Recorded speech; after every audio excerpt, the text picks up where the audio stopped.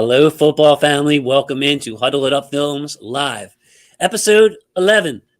Double fingers. Ashley, we made it back. Guess who's back? Back again. Ashley's back. Tell a friend. Miss Ashley Priyanka. We're missing the sergeant right now. Not sure where the sergeant is or if he's abandoning ship. But if he comes in, we will have him here quickly. Ashley, man, I thought I was pretty popular. But when Ashley Priyanka's on the show and then she has to take a hiatus because of a natural disaster, people were going crazy. So, how does it feel to be back? And please just take a minute or two and tell people what happened. Honestly, I feel like a guest. I feel like it's going to take a while for me to get back into the groove of this and be an official co-host again.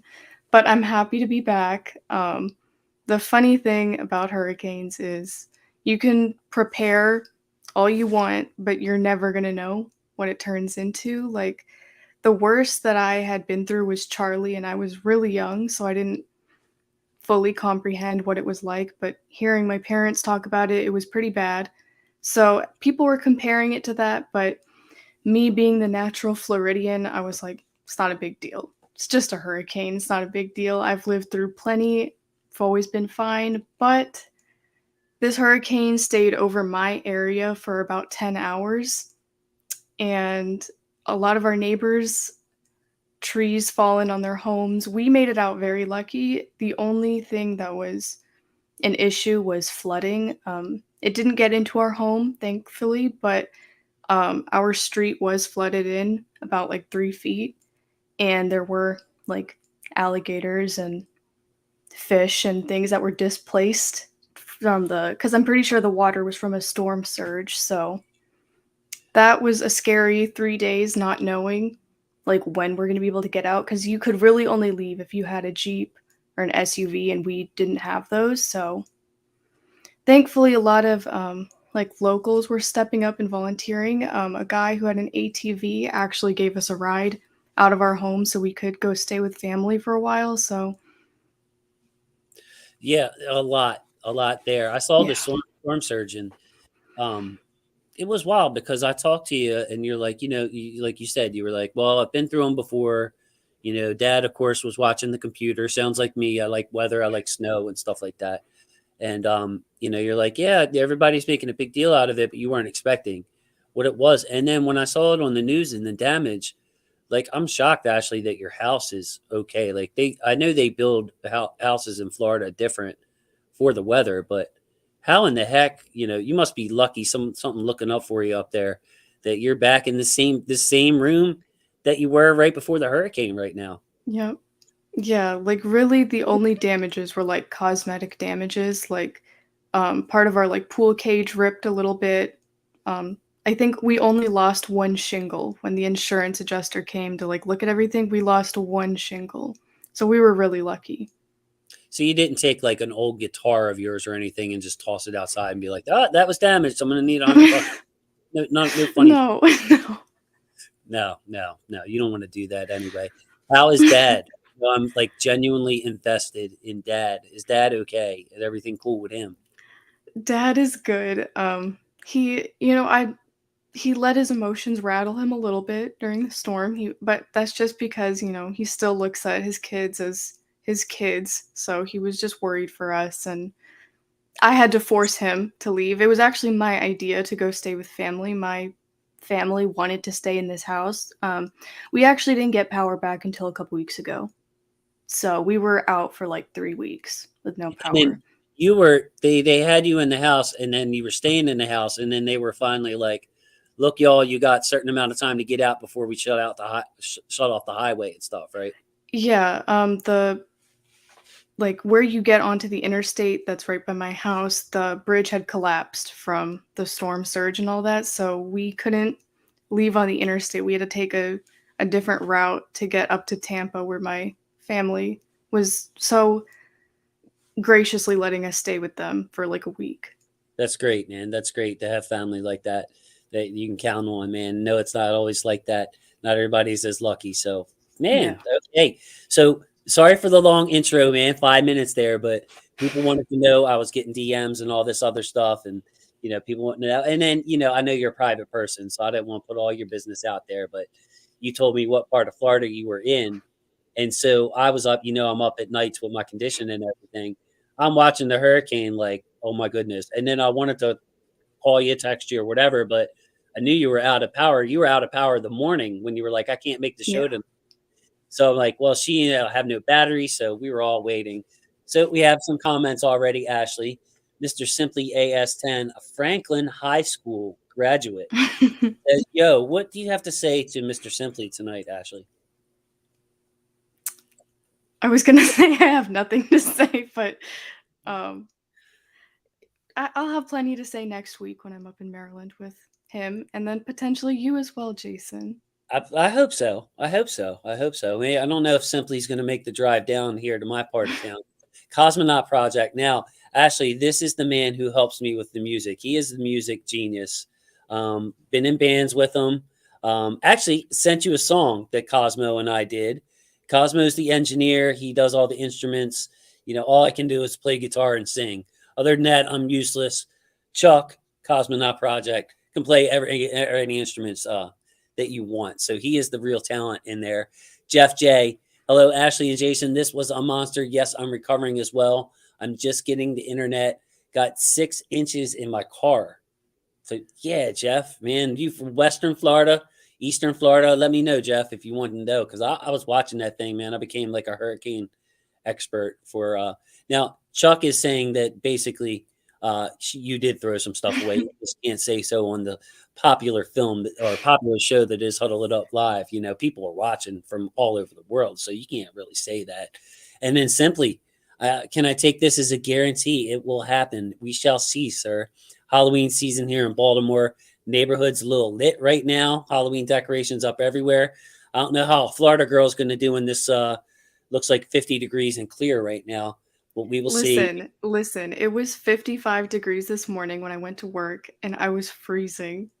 I was so cold. What the heck are you going to wear when you're out here? Oh, What's I value style over comfort, so I will wear whatever I want. I will just complain about being cold the whole time. that? I'm familiar with that. I think any person who's been in a relationship knows exactly what that's all about. Yes. So, maybe we'll take a walk with my dogs or something. I can hear you complain about being cold. Jason, Ashley, glad to see you back. Balmer Don C, appreciate you, bro. Balmer, right there. Hope all is getting back to normal in Florida. Yeah, driving. Hopefully, last week of being on the road, guys. I'm listening. Have a great stream. Thank you, Balmer Dynasty. We'll catch you on the replay because really want you to stay tuned for the film session we have tonight on the tight ends. Man, this tight end group is something else, and Mark Andrews is playing out of his mind, and Jeff J was in ground zero Oh, for wow. Myers. Yeah, bro. I'm a But little man, bit north of that, Jeff, but I saw all the damage. It's horrible.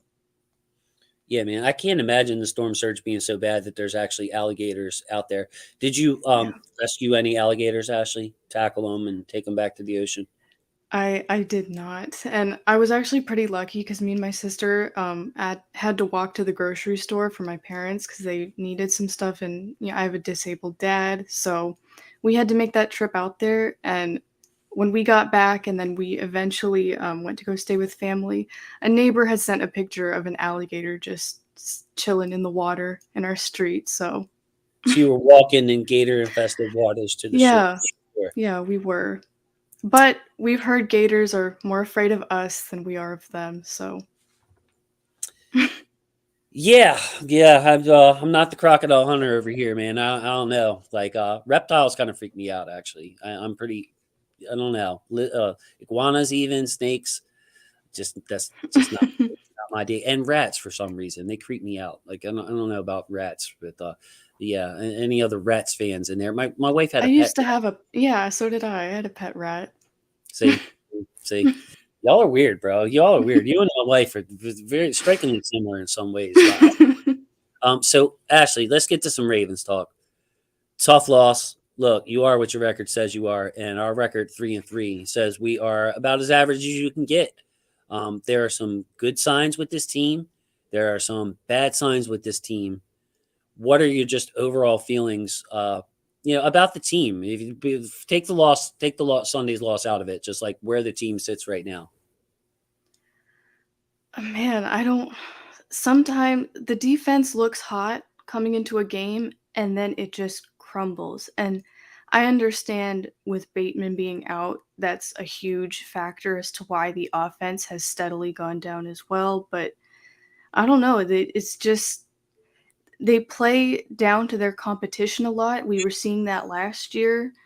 Um, it's almost predictable in a way. Like I going into the fourth quarter, I felt that coming on that we were probably going to blow it, and I was unfortunately right. Didn't want to be right about that, but there's a lot to improve on. It's funny. We heard Lamar speak on that today about he said something to the effect of, I'm tired of hearing people. Well, he didn't say I'm tired, but like we don't need to say to each other we need to close out games. A reporter said, "Do you talk to each other about having to close out games?" He's like, basically he's tired of hearing it. He knows it. We know it. Our job is to score points to close out games. But I think what you're speaking to right here, Ashley, is something that I've been critical of, and I saw in flashes in the Patriots game, especially. It's complementary football. Like the defense will come out, do its job. The offense is doing its job, but the offense will leave points on the board. We're kicking field goals like in that Buffalo game. Everything's looking good. Or the Cincinnati game. We're dominating. Everything's looking good. And we're just, okay, the score is only 10-0 when it should be like 20-0 or 21-0 or something like that. And then, like you're talking about at the end, the defense starts struggling. They were on the field a lot again after a lot of, some quick drives mixed in there. Then you need your offense to step up and to come on and hold the ball and to actually score points and take some pressure off the defense. Like good teams do that. The offense steps up. Like when Tucker missed a field goal, the defense got him right off the field. And I'm like, yeah, that's what I want to see. You know what I mean? The defense got put in bad field position. It stepped up. It's like, if somebody strikes out with a runner on third, and you lose that chance to get a sacrifice fly, the next guy can really pick up his team by getting a base hit after you just almost wasted a bases loaded, no out type situation. We're not seeing that with the Ravens, and quite frankly, Ashley, it's something that no matter how confident you are as an individual, like a team needs to build that. They need to feel it in themselves. They need to win one of these games that we don't have any business winning, Ashley, to get that like taste out of our mouths. Yeah, and I will say the Giants are a lot better than people are giving them credit for. I feel like, but we had that game. There's it was really upsetting to see, especially coming off of a division win.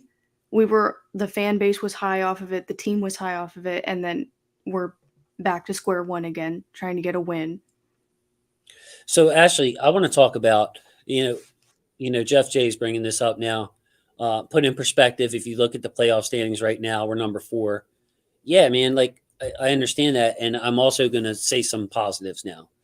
I'm feeling like when I look at social media and I listen to the talk shows, which I don't do, but I can imagine what they sound like. It's very negative, of course, because this team has basically put it like it is. We've pissed away 3 games. I mean, even if we win one of those 3 games and only shoot ourselves in the foot twice, our record looks much better. We're up there where everybody's feeling good. All right, so bad, but this is 3 of them. The thing is, when I look at the running game, is number 1, Ashley, that I'm going to ask you about. You were confident in this run game before the season. I was iffy on it. Started out iffy, but these last 3 games, like since JK came back, now we've seen Justice Hill last week, Kenyon Drake. Lamar is not having to carry this team as far as being 87% of its offense.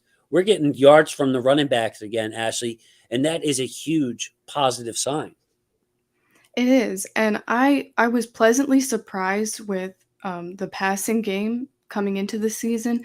So if we can get to the point where we have it good on passing and in the run game as we've been seeing, and the running backs are getting comfortable, Gus returning, those are all going to even a fraction of what he was before his injury. I feel like we're going to turn around the season and the Ravens will look like that team that we were expecting, especially when you see the roster on paper, how stacked it looks. You're going to see that happen. All right, so I want to address a negative, and that's the passing game. And I feel like Lamar is putting a lot of pressure on himself. another thing I was glad to hear him say is like he feels like he was pressing and we just got to settle down. Those same comments that I was just talking about. And that's something that I've seen. I think it's Lamar's only real weakness. He can make any throw in the book. He goes through his progressions. We've seen him shoot it from the opposite hash to the sideline, really work on his mechanics. But he gets into do too much mode, which really, in my opinion, was the turning point. The unfortunate part of the game is just why throw that ball to Ricard an interception. But he's really missing Rashad Bateman, Ashley. And there's no doubt about it. This passing game has gone down with Bateman going down. And I'm really concerned. Like we'll talk about Deshaun Jackson in a little bit, but we need a shot in the arm. It just goes to show like Andrews can't do it by himself, no matter how good he is. If Bateman's out, we're in trouble. And if we don't, really, even if Bateman's there, we could use another, like, quote unquote, number 2 receiver to get Devin Duvernay back in that do it all role that we love seeing Duvernay in, that he thrives in. Yeah, and that's something I know that a lot of the fan base has struggled with, like, just that one interception of passing to Ricard, like, people were questioning, why is he even there? Like, why was that even the intended target? And I know that's a whole different conversation and everyone feels strongly about that, but the amount of snaps that our other receivers are getting, I I don't see how you could lose, like you have to at least try, Prochet's not seeing the field, Duvernay's not seeing it as much as he should be, and I don't see why not. Like, why not just try? Because obviously Lamar is struggling. His numbers have steadily been going down as the weeks go by, and that's because Bateman's not there. We don't have an established number 2, number 3 out there. I feel like talking to some people, Ashley, they're so divided. Like there's the people that Lamar can do nothing wrong, Yeah. and it's all Harbaugh in the front office's fault. And there's the people who have been secretly not wanting to pay Lamar or hating on him, and they wait for any opportunity to blame anything they can on him. When all of us know, and people in here especially, it's more nuanced than that. I mean, you can find fault. Like I can find fault in Greg Roman in that game. I can find fault, plenty of fault in Lamar. That was just an awful, inexcusable type decision. That one play. He also missed a couple other throws, and again, I think it's just him pressing and trying to do too much is most of what it is. But it's just such a divisive fan base. Like I've been on team receiver for a long time throughout the summer, and it's not that I like there's this like, well, the Ravens don't use their receivers, or the Ravens don't need a receiver, or hey, we need star receivers. Like I'm not into any of that. When I look at the roster though, and I look at what spot could be improved, like the receivers stand out to me among all others. So, it's kind of like a long term concern. But the good thing is, Ashley, Lamar Jackson is a guy you double down on. He's going to get hot again and really win us some games that we have no business winning because maybe the defense is failing or we can't get the run game going. Yeah, and he is somebody who will put the team on his back, and we've seen the defense step up when they need to as well. So on the other side of the ball, if offense is struggling, they will do their best to compensate for that most times anyways. I know they haven't been perfect, but nobody has on either side of the ball, and it's still somewhat early, there's still things that we can fix. It's anybody's season right now, so I'm not entirely worried, but in a few weeks, if nothing improves, then I'll start to get a little more concerned. Agreed. Just sharper football. That was an undisciplined team, undisciplined game. All those pre-snap penalties, and then of course the careless throw really stepped it off. So before we get to defense, Ashley, we have an important question right here from a viewer. Ask the rat's name. What was your pet rat's name, Ashley? Her name was Paisley. I don't know why he thinks that's so funny. It's a regular pet name. Paisley. Do you name what is your dog's name if you don't mind me asking? Because we name our dogs people names.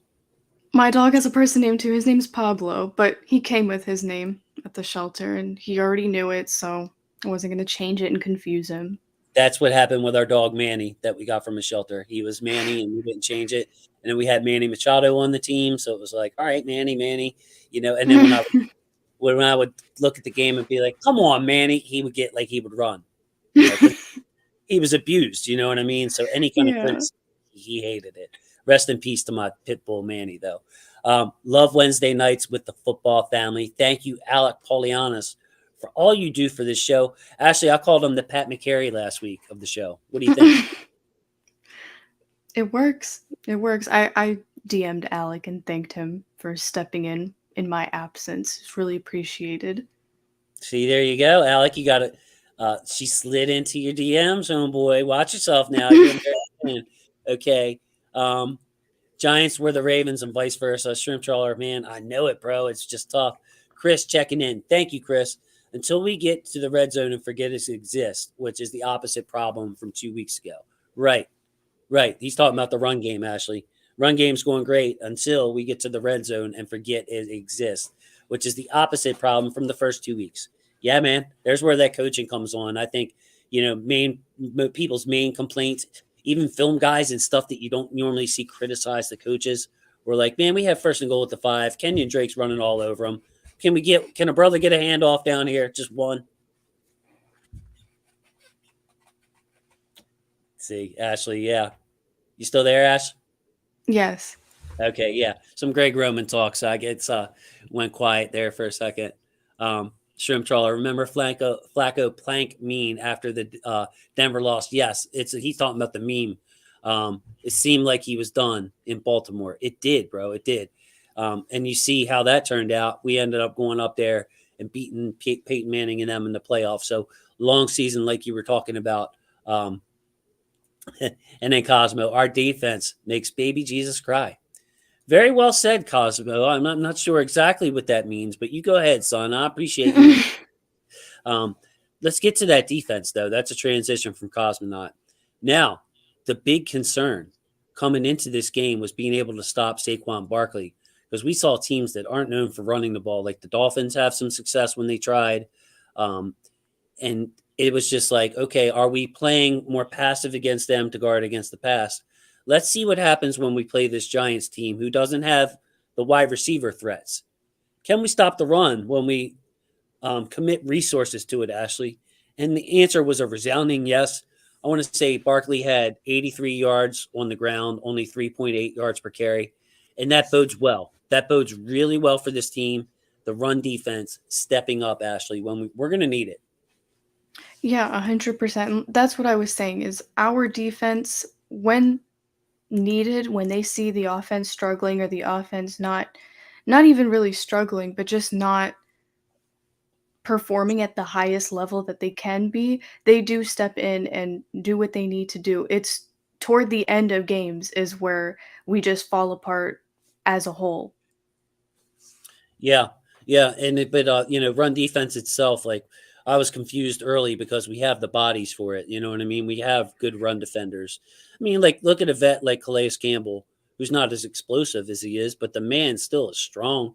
His technique is still like out of this world. He can control, the person in front of him and see the run game really well.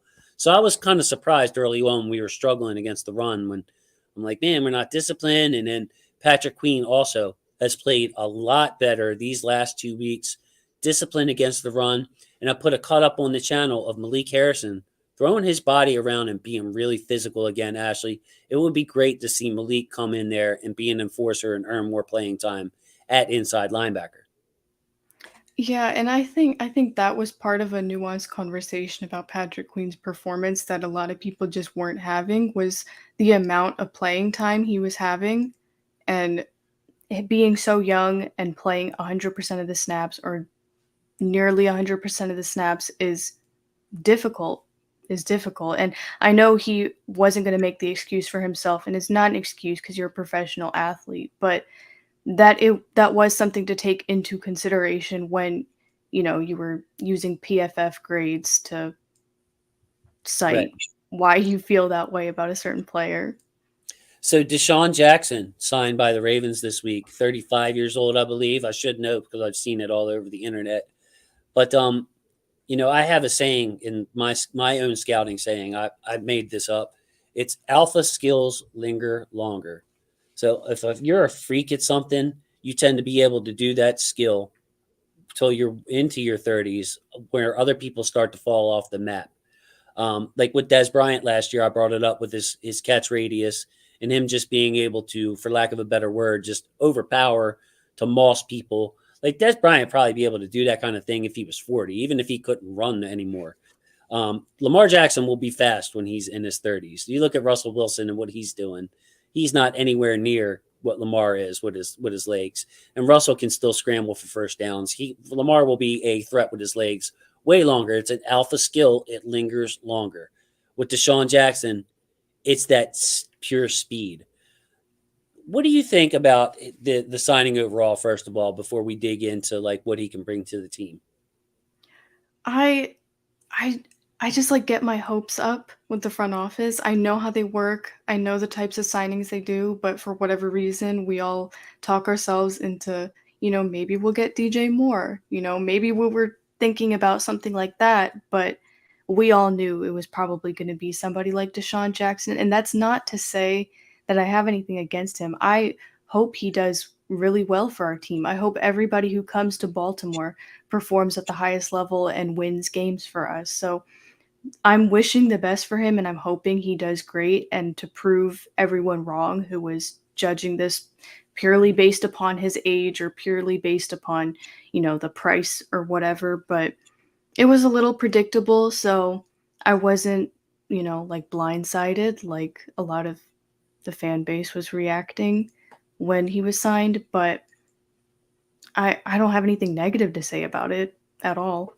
Yeah, I agree with you. I just think predictable, yes, and then, I've been doing some behind the scenes digging and finding out about void money and void years and all this other stuff that's quite frankly over my head when it comes to the cap. And but you look at, the cap's a factor because the other team has a cap too, and they don't want to eat all this money. If you're asking them to eat all this money, then you're going to have to pay a high draft pick for a trade. I still think that there's ways in there that you can maneuver and find somebody, but very predictable, almost like the Andy Isabella thing, Deshaun Jackson. Um, yeah, I do think that he can help this offense, and here's why. There's because of that speed that I was talking about, Ashley. I bet you he's still fast. I bet you when the scouts clock him, he's still over 20 miles an hour. And he knows how to set up his routes as well, too, Ashley. He's not just some like Brashad Perryman or something who just runs downfield and doesn't have any creativity in his routes. Like Deshaun's a professional receiver as well, tracks the ball well. And for that reason, Ashley, I feel like he's going to command respect over the top. Like if Deshaun Jackson's running a go route, you're going to have to respect that. The safety's going to have to start sliding over that way even before he fully commits because you don't want to be caught, with your quote unquote pants down with Deshaun Jackson running down the field on you. And him being, that being the topic of discussion, him being 35 years old, we have very young receivers on the team. So I can only hope that his veteran presence on the team will also rub off on them and make them better as well. It's true. It's like we played the Lamar clip last week, excuse me, when he said that we look up to Marcus Peters. He was asked about Marcus, so he brought him up. He was like, "Yeah, man, Marcus Peters inspires us as an offense when he's out there doing his thing. We look up to Marcus." Deshaun Jackson, that same kind of guy, iconic player. If you get a chance to play with Deshaun Jackson, whether you're a smaller receiver like him or a big receiver, maybe even a tight end or whatever, he'll rub off on you mentality wise. No nonsense player, highly respected in the league among his peers. So yes, he can bring a little bit of that to that intangible. But just looking from a schematic standpoint, Ashley, Lamar loves Andrews. Obviously, Roman's going to get likely on the field more and more. It looks like he likes that big slot receiver. Bateman, of course, is going to be on one side when he gets back. If you can put Deshaun Jackson on one side and have him stretch that field, it opens up all those route runners and big targets over the middle, just more space for them. And then, of course, you can let Duvernay, you can manufacture him touches a lot easier, get him the ball in space and let his explosion take over as well. Because, like, right now, Duvernay's too valuable to have him just be a decoy running up the seam. Like, we need to find a way to get the ball in his hands. So if Deshaun Jackson can do that, which they don't trust Prochet to do it, Demarcus Robinson dropped a couple passes, run into people. He's fallen out of favor. Like if Deshaun can just be a 5 target a game guy who makes a couple of big plays, those big plays could win the game for us. But also just like the cumulative effect on the field. Not talking about intangibles on the field. He can open up the middle of that field for other people. Yeah, I agree. And like you were saying, it's not like we went out and signed him and expected him to be this big star for us. That's not what the signing was, especially this late into the season. That's not why. It's exactly what you said, just a few targets a game to put you in position or to win the game for you. Those are valuable plays that are going to come into play. And just talking about his route running and speed, I know Simply posted a screen cap of a big space between him and Eli Apple, our favorite Cincinnati Bengal. Oh yeah, oh yeah. Simply does not miss a chance to talk about Mr. Eli Apple. Like, bro, if you love him so much, why don't you marry him? Why don't you marry him? Yeah, like Don't no. give him ideas. Don't give him He- ideas. yeah, dude, he's got a love hate, mostly hate relationship with Mr. Eli Apple. And we know why, but simply the best. Simply is the best. So before we get to our film study, which is going to be a good one, it's on these tight ends and the play, not just receiving, blocking. By the way, got a couple of comments. Cosmonaut, Mr. Suggs, me too, brother, me too. It's just run defense, pass defense, leadership, the last of the old guard, really. Him and Yonda, I would say, last of the old guard. Shrimp trawler, as good as the D play, it still gave up 3 touchdowns. Ray Lewis and company had more and worse flip the field stops to make. Very true, bro. It's a team game, Shrimp Trawler. You know it, man. I know you know ball. Always see you commenting. Chris, the D is okay, just okay. Seems like we can stop the run or the pass, but not both. We've been shutting teams all the way down in the first half of games. And then a follow up, I'll get you comment on this, Ashley. Having turnovers is a nice change over last season, but I wonder if we're just getting out coached late in games. So yeah, a lot there from Chris. Okay defense, shutting teams down. Are we getting out coached late in games? How are you seeing that on Chris's comments there, Ashley? I have to agree with, because I don't see enough of the blame. I don't even really want to say the blame. It's just accountability being taken by the coaching staff as well, because we can admit, yes, Lamar should not have made that pass that got intercepted. Lamar hasn't had great, like, amazing games as he did at the very beginning of the season. That can be true at the same time as coaches not being their best. Yep, exactly. Team game, team effort. We'll see if this team can gel coming up. One group that has gelled, you love my transitions, don't you, Ashley? Smooth with it sometimes. One group that has gelled is this tight end group. So I got a couple of plays from Isaiah Likely. I have a couple of plays from Mr. Josh Oliver and a bunch of plays from Mark Andrews. And actually, I had to cut out some plays from Mark Andrews because he had so many. I mean, dude, we could do like a 3-hour film session on Mark Andrews. But here he is, Isaiah Likely. Is he a receiver, Ashley? Pretty much. Isaiah Likely has a long way to go when it comes to blocking. And when I was on with Ken McCusick, he asked me about what I thought about Isaiah Likely's improvement in that area. And what I think, Ashley, is yes, he will get marginally better. Um, he looks a little like lost in the blocking game right now. So I think the mental part will get better for Isaiah Likely. But Ashley, he's 6'4", 240. So like in short armed. So that is not the kind of guy you can ask to block like a Jahad Ward we're looking at right here, or these big guys in the middle. That's just like it's physically impossible. And actually, even if he puts on like 15 pounds, he still might have problems, and that might cost him with his quickness and his route running. Yeah, I agree, and I never want to be too tough on rookies, especially. I feel like we hyped him up a lot because we were hearing people saying that he's a baby Mark Andrews, and everyone was getting excited that we could potentially have two. But I feel like that was a lot of pressure to put on him. So I just want to see how he progresses on the team, how he fits into a role that he can perform at his best ability. Moving into the season, I was very confident in our tight end group, regardless of who was playing. I know that we had some injuries, with Nick Boyle and Mr. Yuri brought him Kolar, thank you.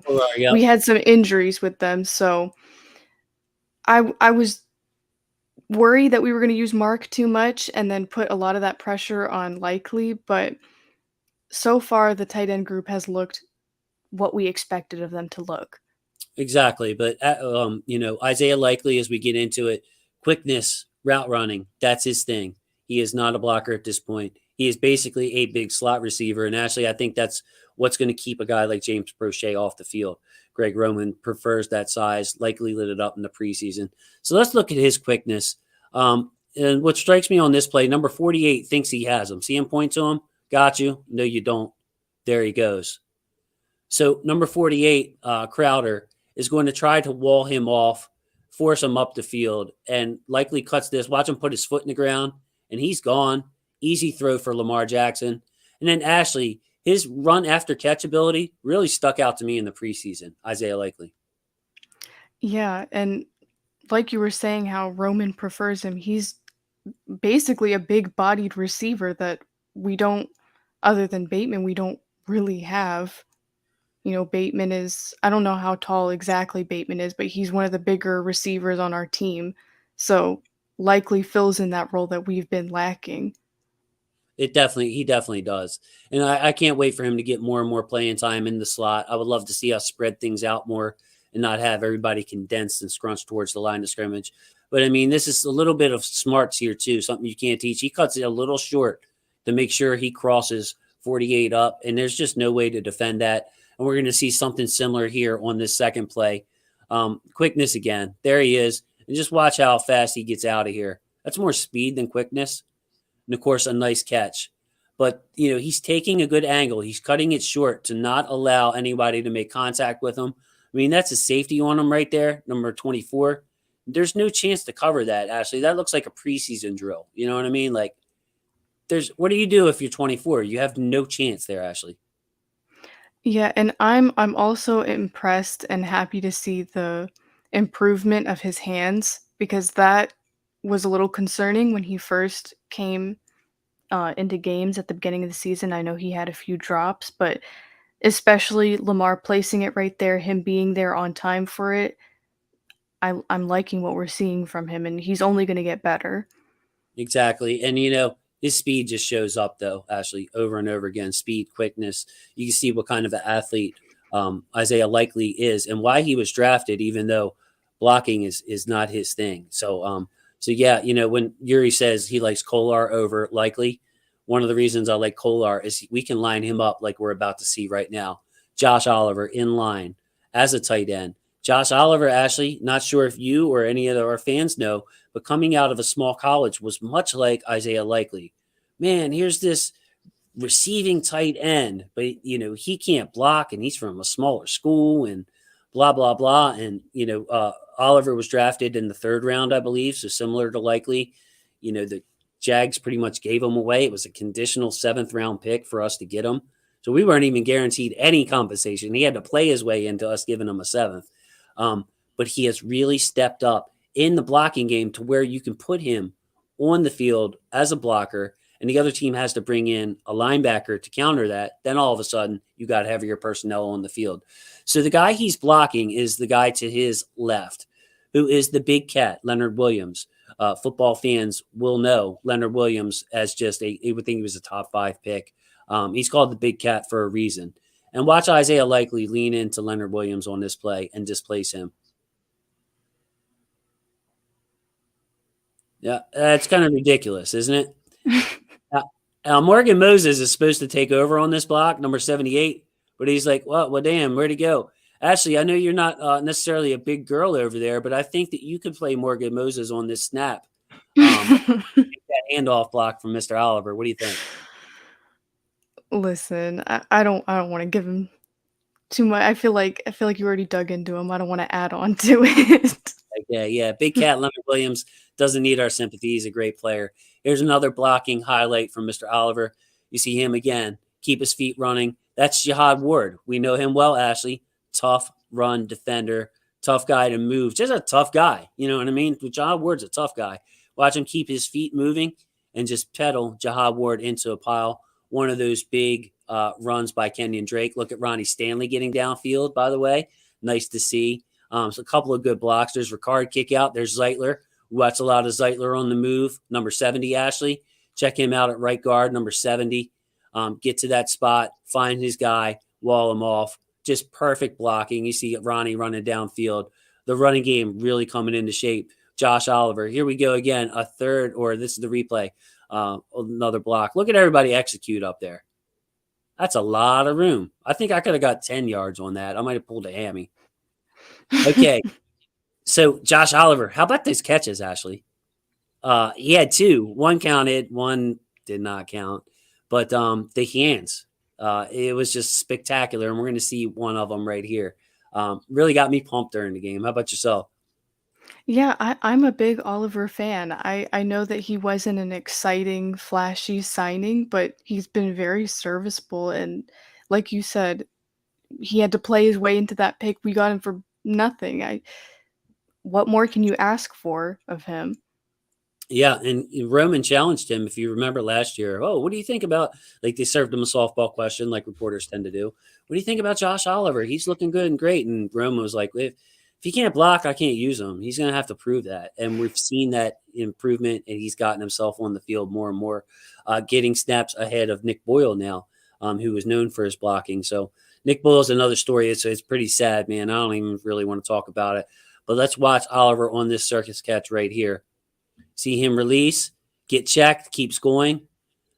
And this throw by Lamar is a low-key great throw. Low-key, how would he even want to throw it? Because look at the window here, Ashley. How in the heck?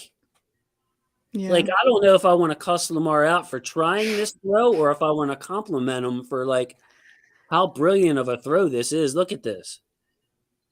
I remember my dad saying something about it like that. Kind of crazy for that. Kind of crazy. But you know what, Ashley? There's really not a lot of people open. And I think that's Yeah. catching up to Lamar. But yeah, I had to throw the circus catch on there. Josh Oliver, obviously, what a catch. He gets his left hand under the ball. You can see on the TV replay. You see the left hand, and that's what saved him. That ball did not move. So let's look at this route leverage by Josh Oliver. You see him on the end of the line. Look at that separation right there, Ashley. It's a beautiful thing to see. So he's going to lean into number 37. I believe that's the safety, Dane Belton, and then just kind of push him off a little bit and create that separation. You can see the down markers. It's first down. That's 8 yards on a first down right there.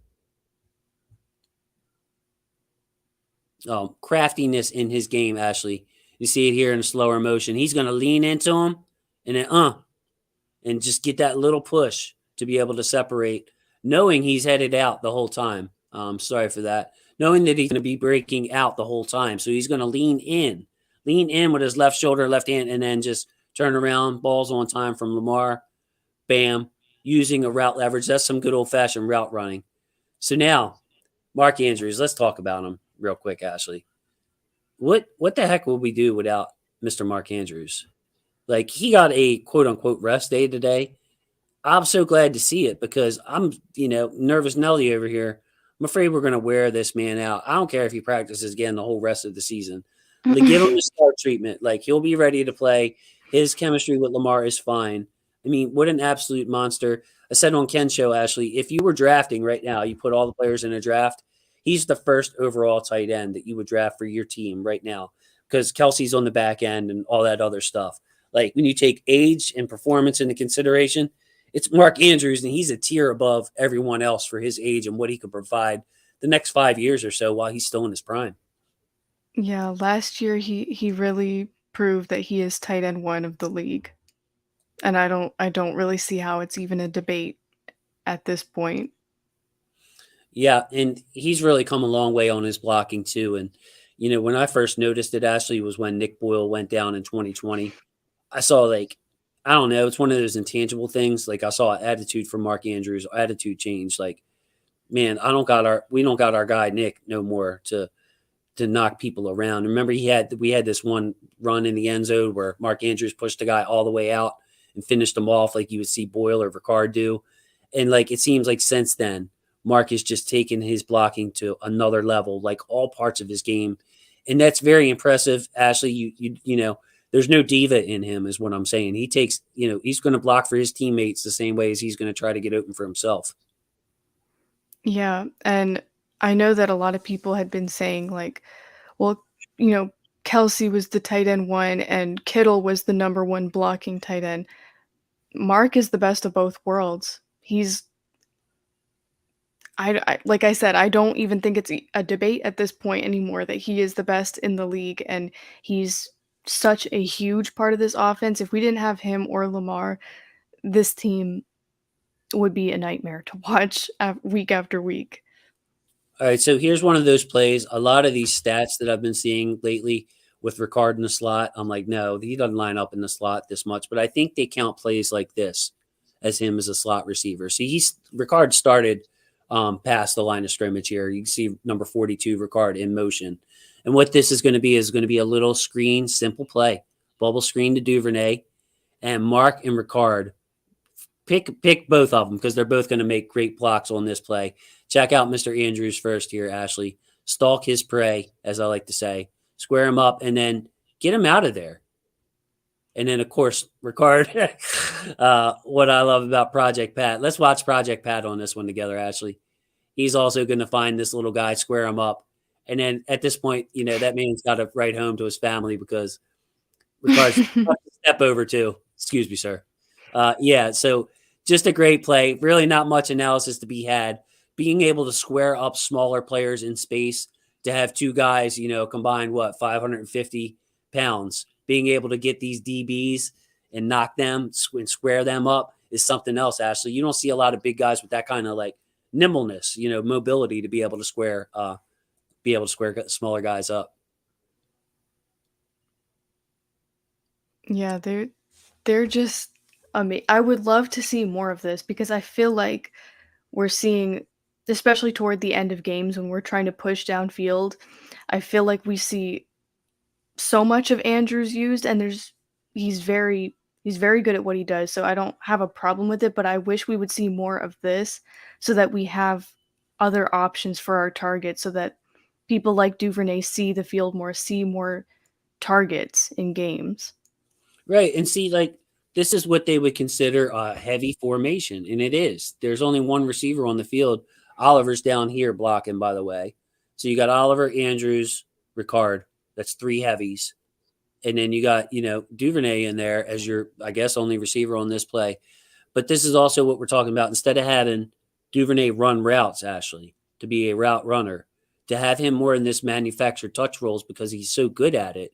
So that's why I'm hoping a guy like Deshaun Jackson just gives the Ravens enough confidence to put him in there to clear out the space so we can have not a play exactly like this, but a play that has the same effect as this, where you get Duvernay the ball in space. Duvernay, if he had just one more move right here, Ashley, one more move, bro, he'd be out. He'd be out. Yeah. Okay, Andrews blocking again. Short run up for this one. Sorry, guys, but wanted to show you on the touchdown. The tape got cut a little short on this. But you see him, his best friend, 48, man, had a tough day, Crowder. So he's going to crawl up to him. You can see Crowder try to get to the middle, but Andrews walls him off just enough. Does not hold. Would have been very easy to hold there, Ashley, because Crowder's trying to, he sees the ball. He's trying to go. Andrews does just enough, no jersey tug, and that's going to pave the way. And again, on this play, a lot of good blocks. Ricard kicking out. You see Powers pulling. Duvernay even playing little handsies out there just to get enough. It takes everybody to do their job to break a long run like this. We're going to get into the receiving here. The toughness of Mark Andrews. We've seen it. You're going to take one into the chops when you run a seam route like that. That's a seam route, fellas, straight up the seam. Even though they're not on the hash marks. Andrews takes a good lick, keeps on ticking. Okay, so now we'll get into some of what makes Mark Andrews special. I love this one. This is my favorite clip of the day. I want you to watch the nuance in this, Ashley, and how he's able to shake free.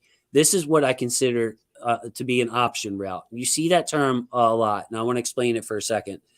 Andrews is one of the few players that has the option, as it says, to either say he's going to watch the defense and they'll be like, all right, Mark, if the defender does this, you can go left.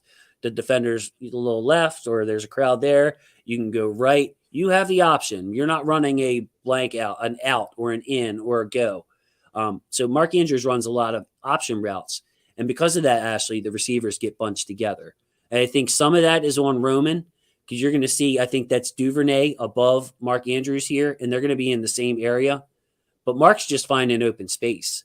And what I would like to see on this from a G-Row criticism perspective is to just have Duvernay head to hell upfield, bro. You know what I mean? Just give Mark space. So watch what happens. Watch the route running of Mr. Mark Andrews here on this play. But Yuri will love this. Little hand fighting. And nope. See you later.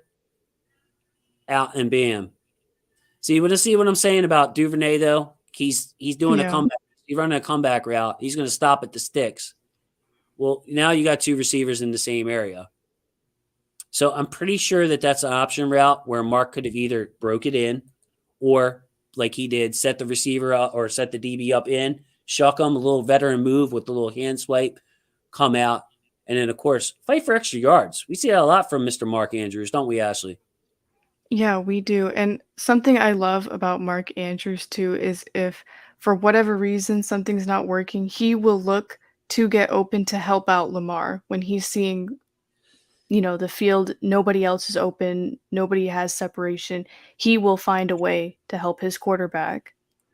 Yeah, I mean, that was a first down too. If you look at the first down markers, you can see the number 1 up there. It's kind of hard to see. But that's a 1st and 10. This isn't like, I mean, he's fighting for those yards, even though it's not like 4th down in game. You know what I mean? Like he just naturally, that's the way he does. He is a hard-nosed player.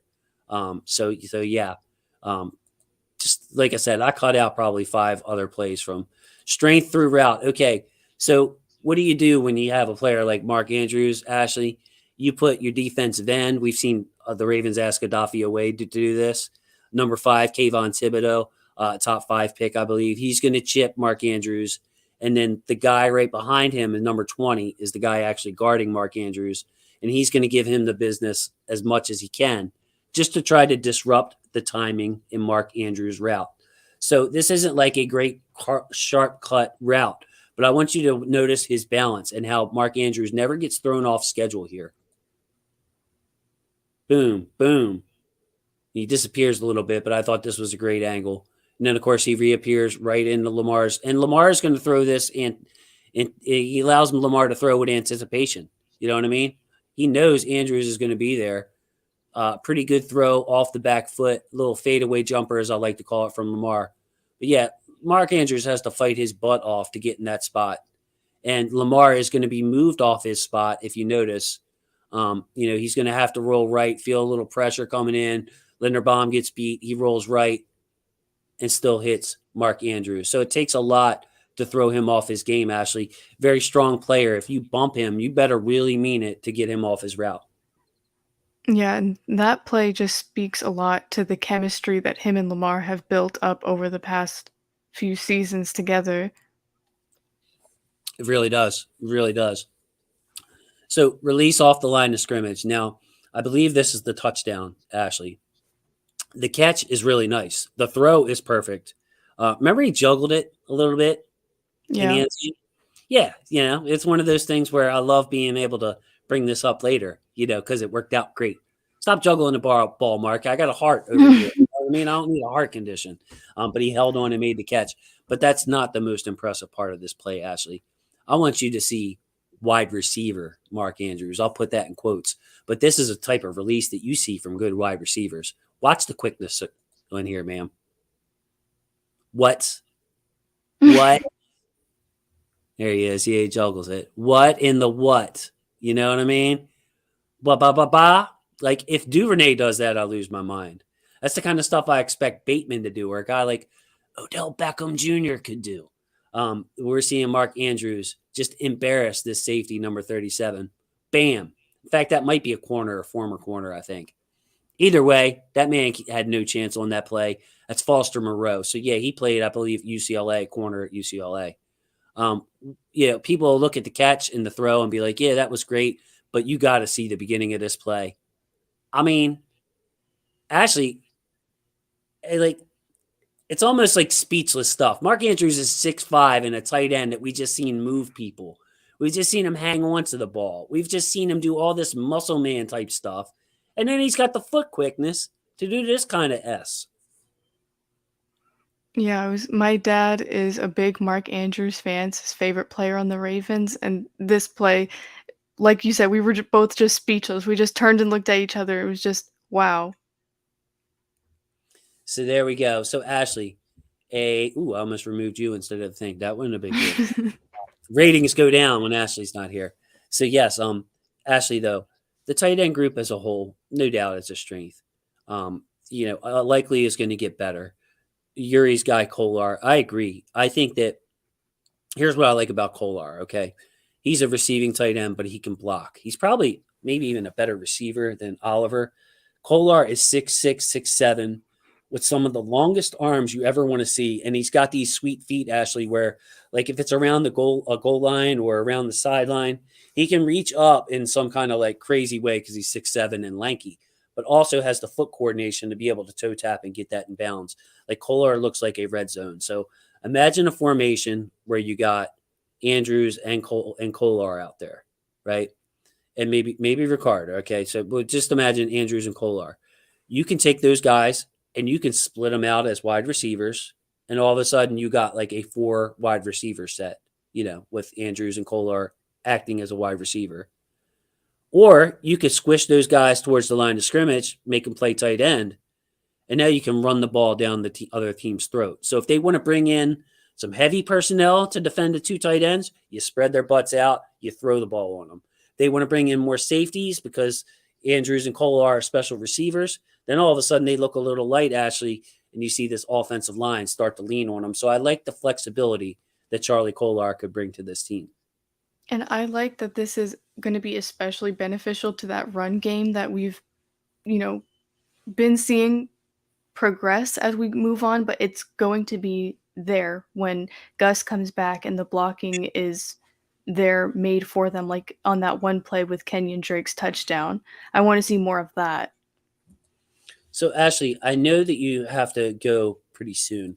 Can I get you to please stay for just like a little injury preview here for this week coming up? Because I want to look at this real quick and get your feelings on that. You mentioned Gus. Like, before we get to it, I'll bring it up in case anybody wants to look at it.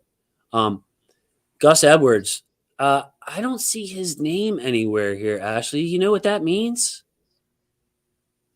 It's a full participant. Gus is practicing in full, not on the injury report. Do we see? I mean, to me, Ashley, that screams it's Gus Edwards week. First of all, do you agree? And this is what I really want to ask you. What in the hockey sticks do you expect from Gus coming back? Like, I don't know. If we like, I might jump out of my chair and throw a party for myself if I see Gus Edwards looking like Gus Edwards before he got hurt. I think this would be the perfect time, especially playing a division rival. I think it would be the perfect week to bring him back. And I really don't like putting so much pressure on athletes to look exactly the same as they did before their injury, but I do feel like he's taken the time. He's been practicing. I feel like he's going to be good. I feel like he's going to be, if he's even let's say like 75-80% of himself, will be fine. There you go. There you go. I'll be really excited. And you know why else I'm excited, Ashley, as you stay with us through this injury report, is because we have a very special guest tonight.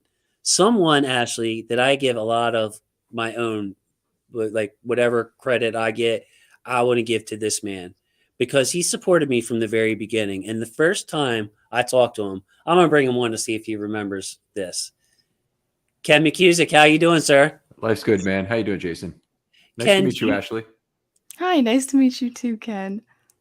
Ken, do you remember one of the first times we talked, we're DM'd together, and I talked to you about how I thought that running backs were being undervalued and inside linebackers. I want the 3-down unicorn. And of course, if you've listened to Ken, this is like goes against some of Ken's philosophy.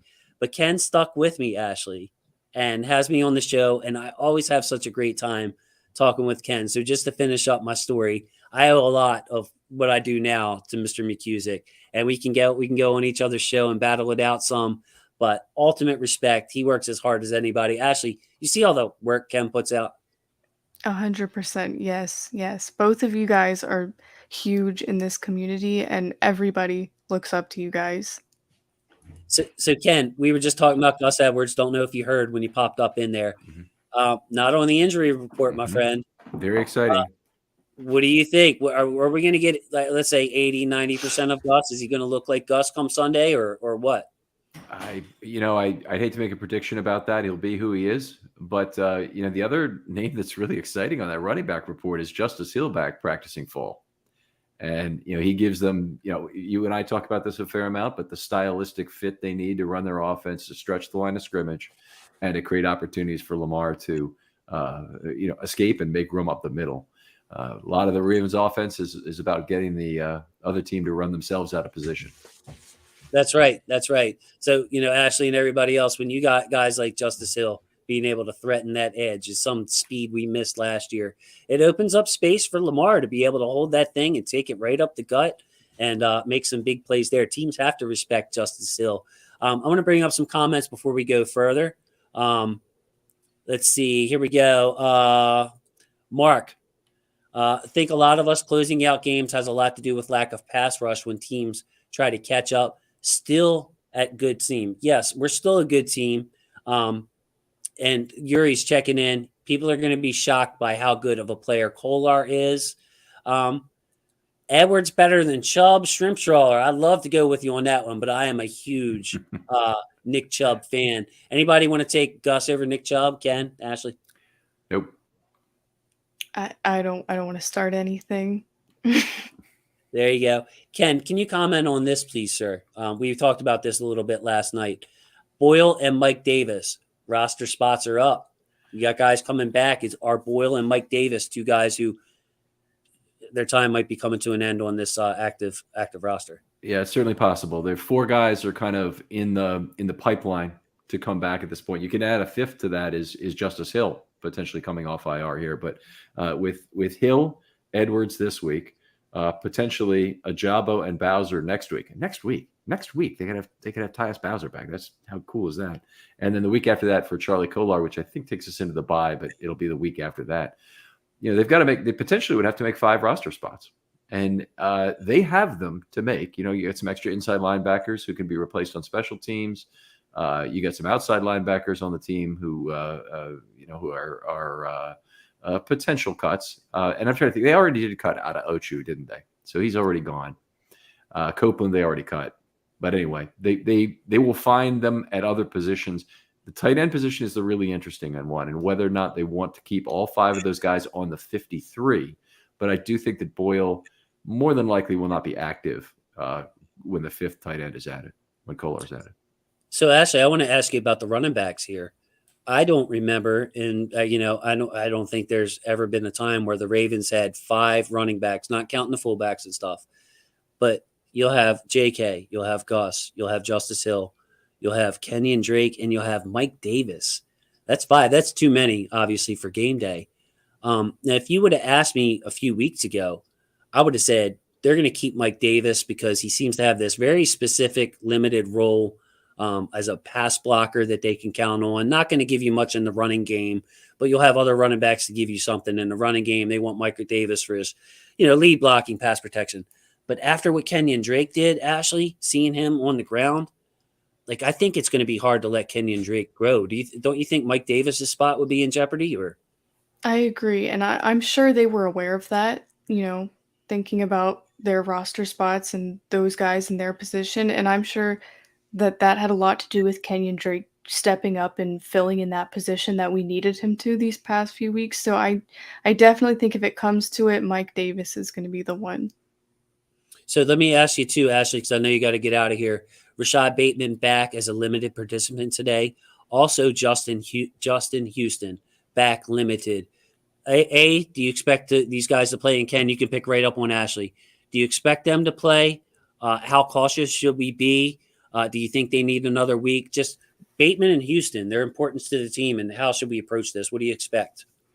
I don't see Bateman playing this week. I really would like Houston to play, but groin injuries are very iffy. It just depends on the person who's recovering from it. So I don't expect either of them to play, but I would really like to see Houston play. We've been lacking there, and his presence really, there's a difference when he's playing on the field. I agree. Ashley, he's really bringing it. I would also agree that Bateman will have at least a week unlimited here before we need to see him full on a Wednesday for me to believe he's going to play on a Sunday. And I think with Justin Houston, unfortunately, he does not completely solve the problem, even though he's good. He'll be more rotation for the three of them. But you're asking still Owe to play a position that he's not really used to, playing on the Sam spot, where he has a lot of coverage responsibilities instead of just learning to be a great pass rusher. And then you have both Houston and Pierre-Paul, who are really just pure pass rushers at this point in their careers. And good players, they could certainly help the Ravens, but I think I'd say the same thing for Houston. I think we'll see a full participation on a Wednesday before he comes back. Love it. You want to see full practices on Wednesday for Rashad and Houston before they're ready to take 100% of their snaps. And Ken, Ashley is right with you with the how much Bowser is going to be able to help this team. You put Bowser in his spot. Something that Ashley will complain about from time to time is how Owe is used and what they're asking him to do instead of just letting this young man get his feet wet as a number one rusher, getting used to being held all the time and chipped all the time and all the other things that number one edge rushers have to deal with. Ashley, when Bowser comes back and can take that strong side, as Ken says, you can allow guys like JPP, Houston. You could take Campbell off the edge, you know what I mean, like he has been playing, or Urban. Let them be more rotational inside. I think Bowser, Ashley, will make this entire defense better. I agree, and I feel like that's what's been lacking is we're having to fill in for these injuries, and once guys like Bowser come in and fill that role, it'll be a more complete defense and everyone will know their role and will be able to play the best ability of that role. So any other concerns on this injury report, Ken, as you see it? I'm not sure how great it is to be able to read, but I'm sure you've seen it. Yeah. One guy that I'm concerned about is Ben Cleveland. At some point or another, whether it's just unlucky or whatever it is, we need his butt to get on the practice field because, really, if he was up to speed and exceeding, we both, Ken and I, actually have high expectations of Ben Cleveland. We saw him dominate in that Pittsburgh game last year. Ken and then Ashley, we need Ben Cleveland on this field healthy because we're one injury away from him being our best option at guard. Yeah, I think also, they're down to really 8 offensive linemen that are healthy right now, and I'm including Moses in that. Now, Moses was a DNP. That could be kind of a heel/rest, kind of like the Ronnie Stanley designation is down there. So he may be back to play on Sunday. Supposedly he wanted to come back in, but we don't really know what his status is. With Fa'alele as the 8th lineman, I think that gives you a lot of options on how to use him. You can use him as a 7th or 6th offensive lineman, either one, down in goal line and short yardage. You can bring him in as a fullback if you want to try that and get Ricard in there as well and in some sort of diamond formation to get him get extra big bodies on the field for a QB power run. You got a lot of options on how you could deal with it with Fa'alele as your 8th guy. With if there is not an 8th guy because Moses is out and they have to go to the practice squad, now I don't feel nearly as good about what might happen with an injury during a game. Yeah. Yeah, Ben Cleveland, Ashley, what are your thoughts on him as a player? I don't know if I've asked you about what you think of his upside and so on and so forth. He's very hyped within the Ravens community. But I feel like it's a necessary thing to speak to what Ken's saying. If Zeitler goes down or if Ben Powers goes down, or maybe Ben Cleveland's just turns into be a superior player. We need him to get healthy, in my opinion, man. I'm looking for him to start practicing regular at the very least. Yeah, we talked about this during the preseason. I was excited to see what he would do, but then we just never got to see that. And we were kind of talking, is it, coaching being petty about, him not passing at the beginning? Was it that? But now it just seems like he can't stay healthy. And if you can't stay healthy, you're not going to be able to fill in that role when we need you.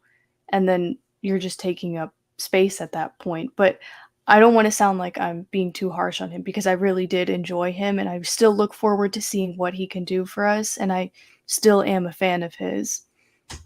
Very good. Well, Miss Priyanka, thank you very much for hanging.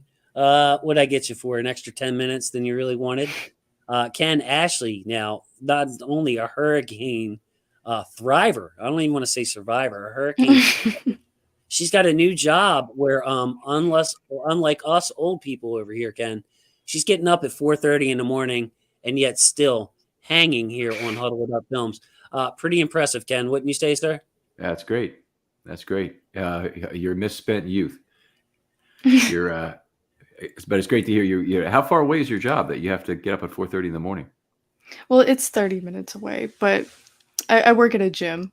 I won't say what gym, but I work at a gym. So Okay. So she's in there with the workaholics, Ken. Those guys that get up and work out before work.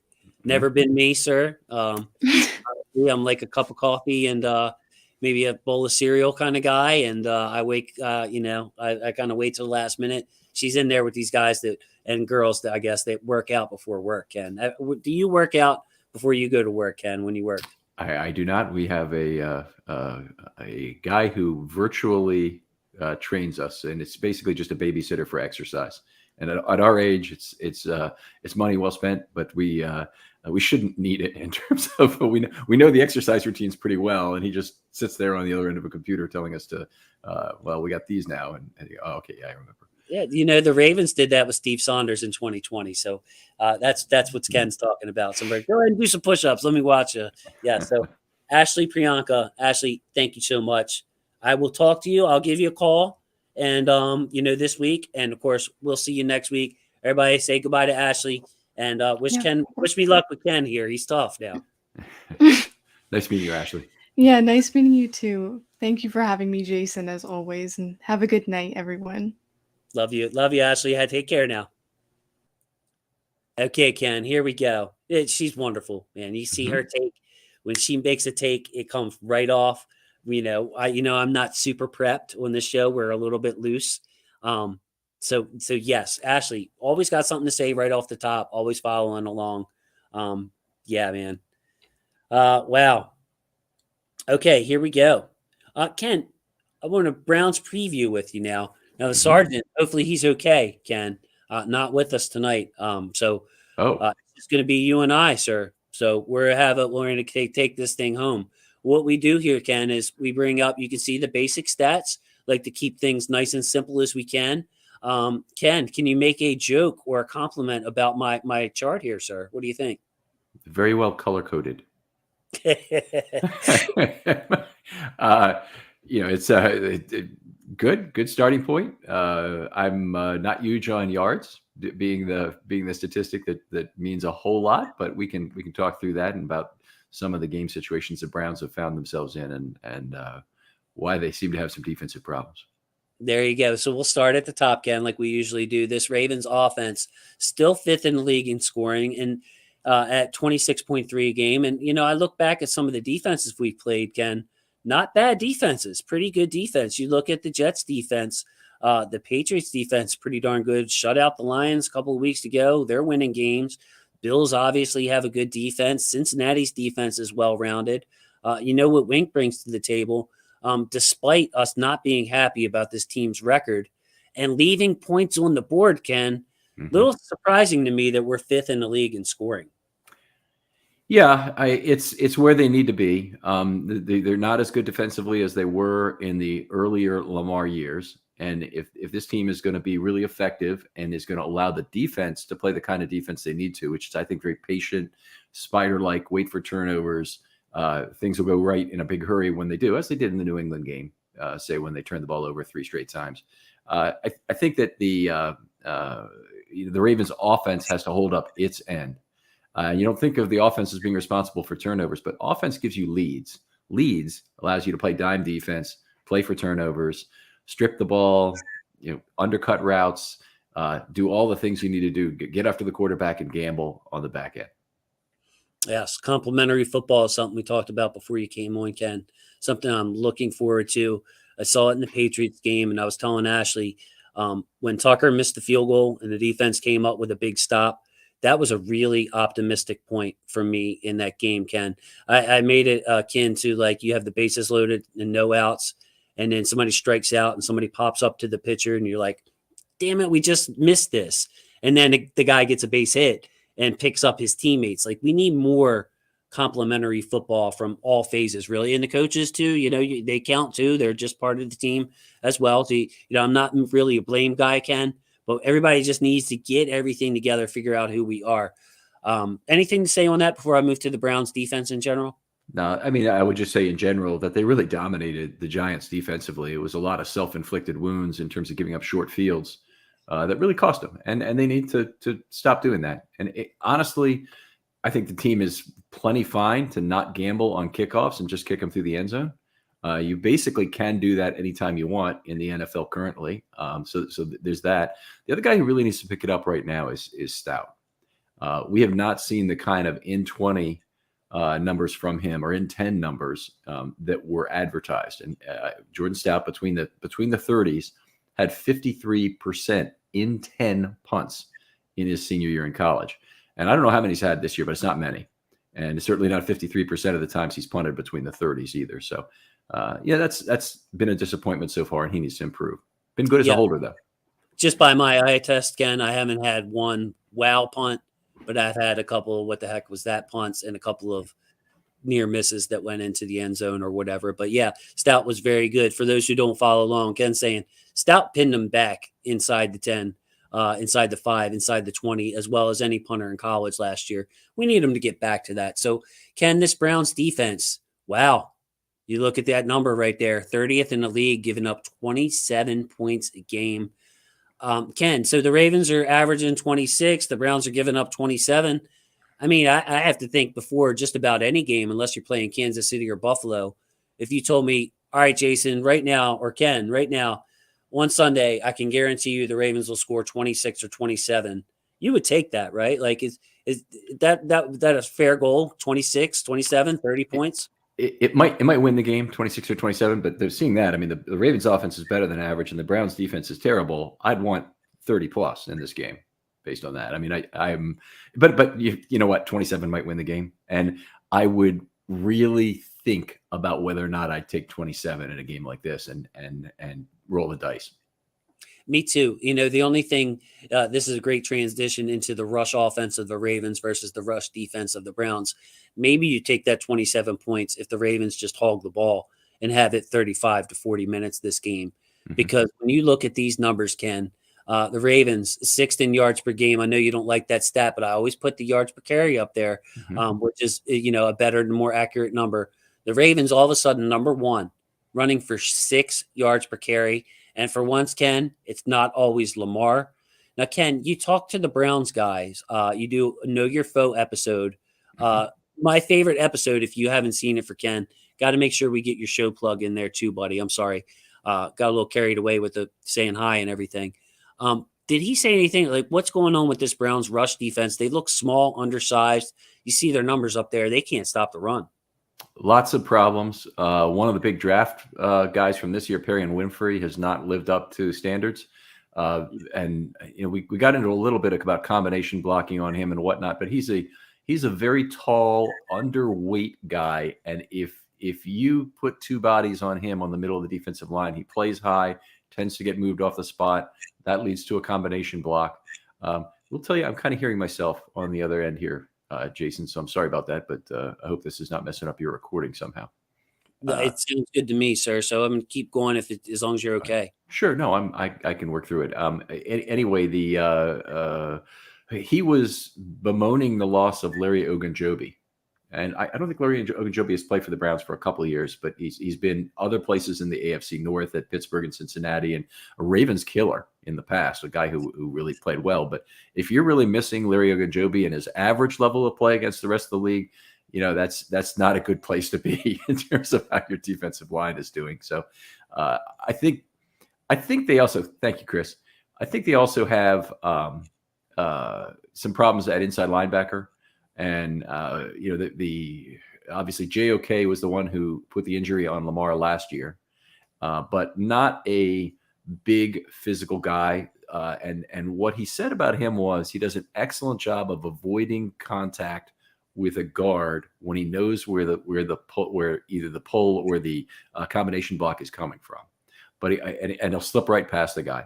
But otherwise, he has a lot of trouble. If he gets hit, he'll get knocked completely off his pins when hit off where he expects. If his eyes are somewhere else. I guess that's true of most inside linebackers, but they've had a lot of trouble at inside linebacker with tackling. The Ravens have had a lot of problems with tackling in general. The Browns have been worse in terms of that. So if you look on any credible source here, whether that's PFF or PFR, they both have missed tackle numbers. You'll see a lot for the Cleveland Browns. Perry and Winfrey, my main bugaboo with him coming out, why I didn't see him as high as some other people, put it that way, was his eyes, Ken. He got lost. There would be plays where the ball was, I don't know, pick a place. And everybody on the team was reacting, and Perrion was still fighting with his guy unaware. And I just saw that consistently enough that it wasn't a fluke, that he couldn't see through the person he was working on to follow the ball. So it wouldn't surprise me, because it does surprise me to hear that he's not stout, because I thought that he was a stout player, and you see it, the explosiveness in his pass rush. Jeremiah Owusu-Koramoah, if I'm saying that correctly, I hope I am. He scares the daylights out of me, Ken, because I think he's played well against us. And if you let him attack, he can hurt you. So hopefully the Ravens can attack him and wash out this Browns rushing attack. So the passing offense, Ken, we've watched these numbers for the Ravens go down every week as we put them up here on the show. Obviously they're 15th in yards per attempt. We don't throw the ball as much, so that translates to 24th in yards. Still third in touchdowns, only third to the Chiefs and Bills. Against the Browns pass defense, which also looks middle of the pack to me. The number that surprises me, Ken, with Myles Garrett, 11 sacks, which, of course, the numbers are bunched together at this point, and obviously you have pressures and things like that don't always tell the pass rush story. But, they're not getting the quarterback on the ground as much as as I would expect. What do you make of this matchup when the Ravens throw the ball, Ken? Right. Well, I think they'll probably do more things to get the ball out quickly. They probably want to try and target Garrett in terms of freezing him to the degree they can. He's a very dominant player. I think Powers is going to have a good game of help blocking for Stanley. This is one of these and they can go outside on that too. But if you let Stanley cheat and let the pressure come to the inside, then you got a chance for Powers to help there. He's just an incredible disruptor. The Browns are going to be missing some players. Talking to Jake Burns, he said that he thought Denzel Ward was probably not going to play. So that's a big one. There he goes. Shrimp trawler right on it. And what do you have to say about these guys too, Ken? Give us the lowdown from Ward, Garrett, and Clowney, please. If you could expecting Garrett to play and Clowney unsure. Okay. Yeah. So Garrett's all right. He's getting the vet rest, make sure he's good. Yeah. But Clowney unsure. And what about Mr. Denzel Ward? In the concussion protocol, not out yet, and so that makes it unlikely that he'll be back for Sunday, was what I heard. So hey, I'm giving this information secondhand, but that's where I am right now. Yeah, I mean, and doing the show on Wednesdays, Ken, like that segment that you first joined us for, we always say here on the show, we don't know. We're just giving our opinions. It's still early in the week. But I was curious, about Denzel Ward, especially when it comes to this pass defense, because, the man has a reputation, former top 5 pick, I believe, number 4 overall, if I'm remembering right. Just a heck of a player in Denzel Ward. Yeah, he's been probably 75% of what they want at that pick. They got Mayfield number 1 in that draft, and they got Denzel Ward number 4. So that was a pretty good first round for them, even though Mayfield didn't work out really the way they would have hoped. Yeah, they didn't get Lamar Jackson though, Ken. Yeah. Ravens fans like to point out. Could have been better. They didn't get Derwin James either. But I got to bring that up every time. Ken, just an aside for anybody, that was the one. It was like when we traded back from whatever it was, Ken, what was it, 16? Right. Yep, right? 16. Derwin James was on the board. I had my board as normal, Ken. I want to say Derwin James was like 4 or something, like really high for a safety. I thought that the world of him, higher than I had Hamilton this year. So, and we passed on him and we traded back. And I'm like, oh my goodness, and I was really upset about that. And then came back up and we drafted Hayden Hurst. That kind of made me a little more upset. Getting Lamar kind of made me feel better that day because I was high on Lamar. I had him above Rosen and above Allen, actually. Mm-hmm. I had already kind of retired for the night with the last pick of the first round coming up. I didn't figure the Ravens would even trade for it. In fact, it was around number 30 that I came up, and all of a sudden I see this stream of consciousness coming across Twitter saying, Ozzy, you sexy bastard, and this and that in terms of trading back into the first round and getting Lamar. So that made it, obviously is the most significant component of the 2018 draft, which was historic in terms of what it is. It's still paying dividends for the Ravens, even though those players aren't here, with the trade of Brown, creating a place for OA to be drafted, and the trade of Hurst. Don't even remember who we got with the Hurst pick, but I assume he's still around. There's 2 points where I've been really upset. If anybody wants to go back and laugh at stuff from 2018, find my Twitter feed from that day. That's a little effort to go there. You have to kind of go backwards, but you'll see a guy who is just beside himself about the Ravens not picking. And it's he was in the spyglass all the way from about number 6, and I was saying, okay, which teams are going? I had to get by Tampa Bay, and I think then the other big one was getting by Miami, who ended up picking Minkah Fitzpatrick, who was the other player I really loved in terms of a defensive back. And then, of course, they get to number 14. The Saints traded up, I think, and took Davenport. And I said, "There's a chance." Surprise, Marcus Davenport. Yes. Yeah. And then at number 15, you think, okay, well, there's Tremaine Edmonds on the board. So somebody might want him as a huge wingspan inside linebacker. It wouldn't have been a terrible pick for the Ravens at that point either, honestly. Or somebody might want Derwin. And we're getting one of those two players. And I was just so excited. And Derwin was the guy I really wanted. And then whoever it was at 15 didn't pick either of those guys, obviously. And both were on the board. Buffalo traded the pick and took Edmonds. But if you want to see a guy getting really upset for a long time about this, multiple people tried to console me over the pick. I said, why are you so concerned? How good do you think Derwin James is? Anyway, I really loved him. Yeah, he was like a Sean Taylor-like talent. Rest in peace. Don't bring that name up very lightly. I take it seriously. Ken, question here I think would be a good one for you, sir. Garrett and Clowney also, sorry, apologize there. Any track record of Stanley versus Garrett from before as a guide? Putting you on the spot there, Ken. I don't know if you have anything or if you just want to speak off the top of your head, but Myles Garrett gives everybody problems. Stanley, of course, one of the best at absorbing a bull rush, giving up ground, but not letting you get to the quarterback. I think you'll see a ton of that on Sunday where Garrett's getting penetration.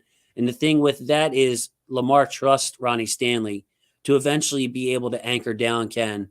And it's just huge for Lamar's confidence that he knows he's not going to get blindsided and strip sacked, fumbled, and injured. That, you might beat Ronnie slowly, but you're not beating him like a drum if the quarterback's where he's supposed to be. Thoughts, Ken, or how you doing over there, buddy? I am working through some old stuff to see what it was. So the last time they faced each other was 2020 in week 1. And that was a game, by the way, the Ravens won big, 38-6 or something. They won. That might have not been the exact score, but it was close to that. I know what you're going to say. Lamar didn't have any time that day to throw. Any time to throw. And absolutely slayed the Browns. It was like one of Lamar's best, like low-key best games that I've seen him play. Yeah, absolutely.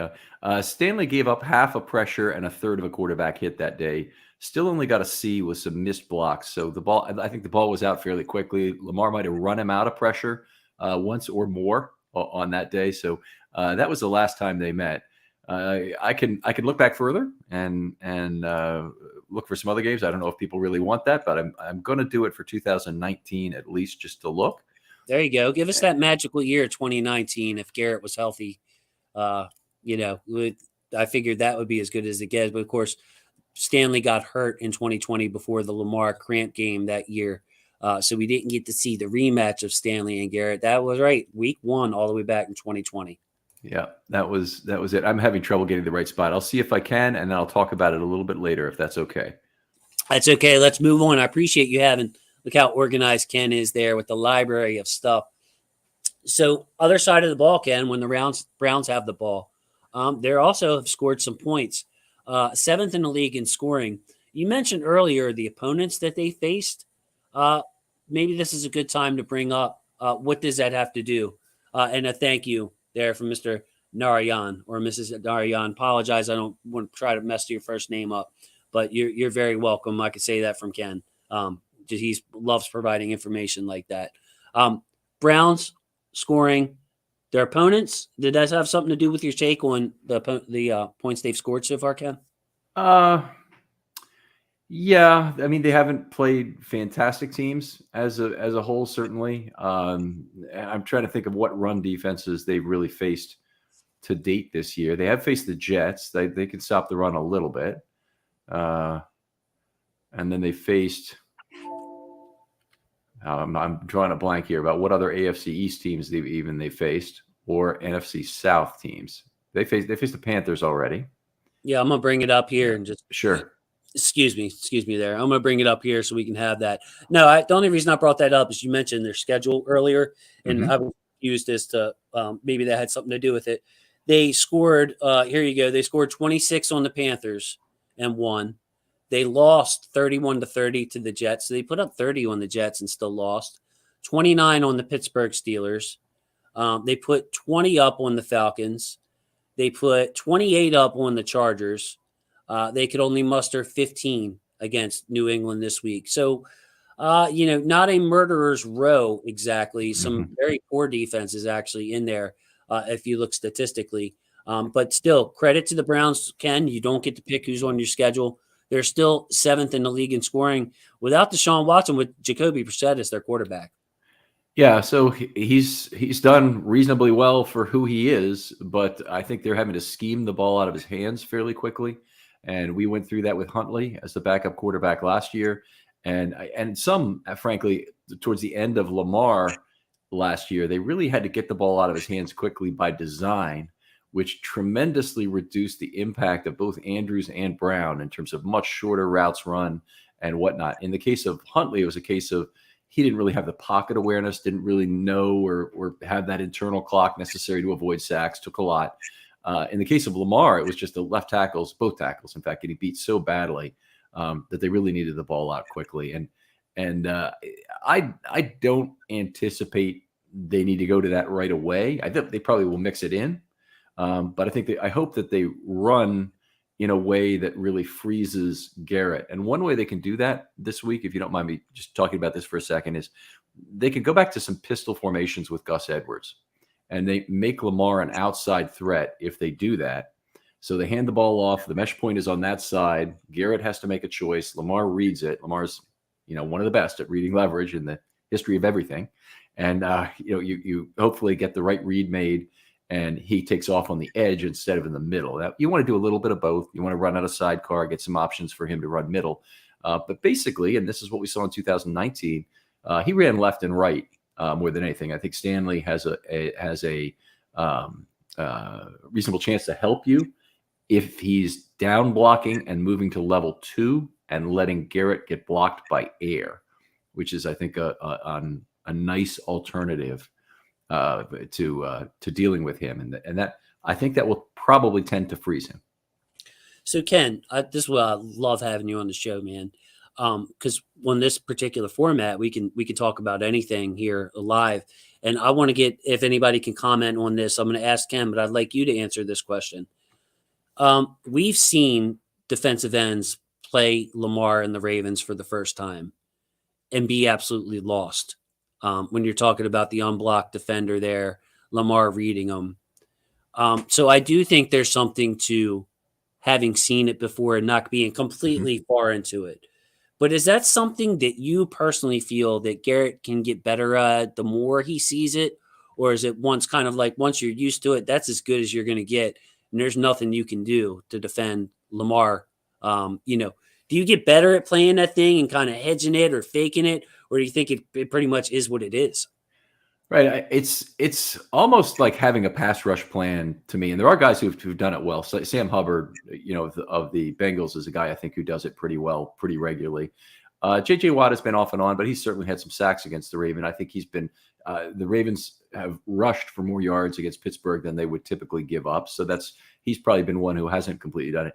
I almost think almost randomizing your action, make yourself unreadable, maybe even move one way, then move the other. I don't know how Lamar, would necessarily pick that up, but I'm sure he looks for tells and perhaps in terms of that as well. But the more random you can make yourself about going for the quarterback or the running back, probably the better your chance in those situations. I tend to agree. They almost like wherever you planning on going, like if the coach is telling you to hit the quarterback every time, take one step towards the running back more and then hit the quarterback or something. Yeah. Like just to be able to, okay, I know Lamar's going to look at me in the first 1 second. So I got to stay disciplined, of course, with Lamar. You can't give him anything. But I want to just try to take as much as I can without being undisciplined and being out of spot, because that's a tough spot for the defender. And by the way, I think TJ Watt does a good job of it. And Jahab Ward, we saw him blow up a couple of plays early where it almost like he knew, okay, this isn't a read option. This is a straight handoff. When he hit, this is a straight, Lamar's keeping this one. When the the Giants put us out of field goal range early in that game, Lamar audibles, takes it off. Jahab Ward was the unblocked defender in that play. It was almost like, man, dude, was he in the meeting room, or he must have picked up something on that formation, Ken, because, there were some brains to, he had seen it before. So this Ravens defense in general, Ken, just generally speaking, we've seen this number climb down. Do you have something else, Ken? I just want to say, about Stanley, that he played twice against Cleveland in 2019. In the first game, 0.88 raw score plus 0.06, allowed one pressure, one quarterback hit. In the second game, he got a B, allowed half a pressure, half a penetration, that's on a run loss, and half a quarterback hit. So it did very well with Anand's question. There you go. So there you go.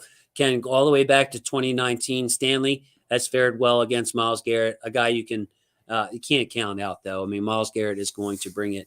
But on the Ravens defense, this points per game keeps creeping down. What are just your overall thoughts on the defense? Not anything real specific, but just a general thought from where we are now to what we can expect moving forward, Ken. Anywhere you want to take it. Yeah, I think a lot of the replacements from injury, a lot of the value is coming on the defense and where it's needed. So Bowser is the big domino in terms of fixing the outside linebacker group. Ajabo would be a fantastic addition, as would Houston. And all of a sudden you could have a pretty darn good pass rush if those guys were all back, or even if two of the three were back. So I think you have some potential for some upward mobility there. One of the places where the Ravens had a lot of troubles at slot corner. And so they have to play a slot corner when the other team plays a fast slot receiver. So if they put three receivers on the field, they have to play a slot corner that's called forcing the nickel when they do that. And that's where the Ravens had a lot of problems. And they've tried everybody. JAD has been out there on the outside with Humphrey moving to the slot. That's cost them on the outside with JAD. We've had Stevens out there in the slot. He hasn't really played well. And we've had Pepe out there in the slot, and he's had his troubles too, in terms of not being the right guy. Obviously, the loss of Fuller was probably more serious than I ever thought it might be. I thought he was going to be a deep depth, a kind of the Jimmy Smith fourth corner kind of guy. But they obviously had plans for him to play from the very start of the season. So, it's unfortunate that they are where they are. Thank God Humphrey and Marcus Peters are still okay. It's a shame, Ken, with that slot corner, because we did a film study on Brandon Stevens versus the Bills, and I don't know how he graded overall, but he had a lot of positive plays. And then we did a film study on Pepe in that Bengals game, and he had a lot of positive plays. But we've seen, even with Patrick Queen getting better in coverage the last couple of weeks, the Miami game, Patrick Queen, my goodness, Ken, our film study, I mean, you don't have to be an expert of, a film study to see him just jumping out of position, have things going back. But yeah, slot corner, I think, is the major worry on defense, along with inside linebacker, Ken. If we were going to make some kind of defensive acquisition, like an AJ Klein, maybe he's the guy, but just to have some extra insurance, because Malik is looking better. it would be great if he got back into what we saw more of his rookie year. Patrick Queen, you're going to have up and down play, but just a more steadying presence because Josh Bynes to me, Ken, looks like he's hitting the wall. Like I'm not seeing the same guy, man. Like can you speak to Josh Bynes for a second? Am I too low on him by saying that? I don't think you're being unfair with him. I think he's had a pretty bad season in terms of his play speed seems slower to me than it was last year. Last year he just seemed to be much more instinctive, much faster. And you look at the two of them, Queen and Bynes look every bit as fast in terms of play speed, even though he ran 484 a decade ago, kind of thing. Right. So it's not that. Bynes also, and we saw one interception this year, him dropping back to the right spot. I really like that, even if it only happens once in a while, just to make the quarterback feel a little bit worse about things. And Queen now, give him the credit he deserves. In 4 weeks now, the last 4 weeks, he's been in position for 5 turnovers. He's dropped 2 interceptions.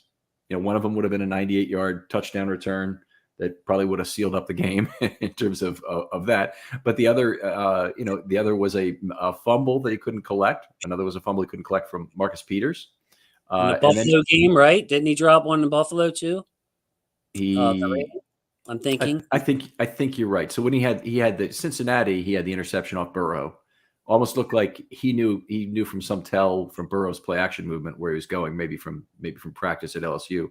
But anyway, you can't fault the guy. He's been in the right place, 5 times for turnovers in he had the strip sack as well in 4 weeks. That's terrific production for inside linebacker. If that rate will keep up and, he could be in position for 20 turnovers and convert, 8 of them, let's say, that would be an enormous year for an inside linebacker. So, I'm very happy with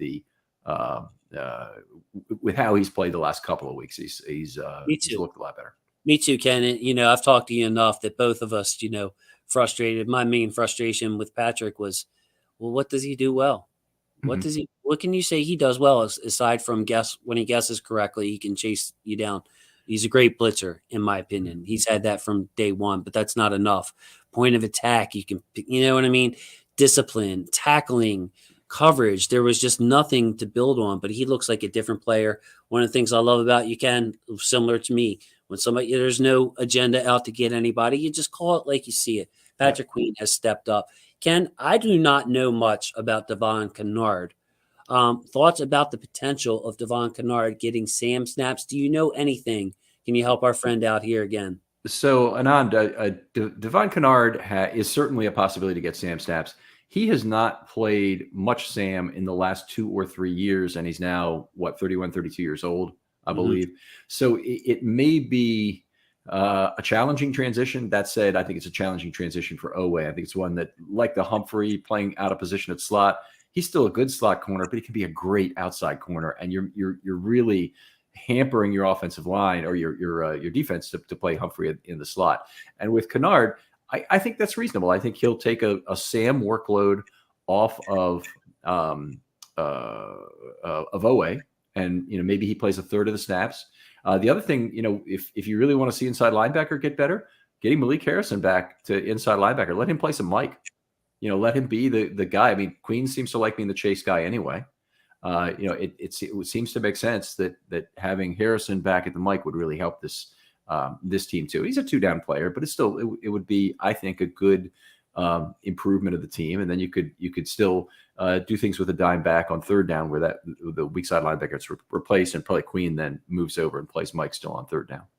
So if what Ken's saying true, Anand, I'm going to agree with him. If he believes Kennard can at least do a serviceable job there, like the Ravens have asked Malik to do, and then, of course, we've seen more of these even fronts where a guy like Calais or Brent Urban is kicked out playing 5-tech and not really having a stand-up outside linebacker, having an off-the-ball Sam in that case.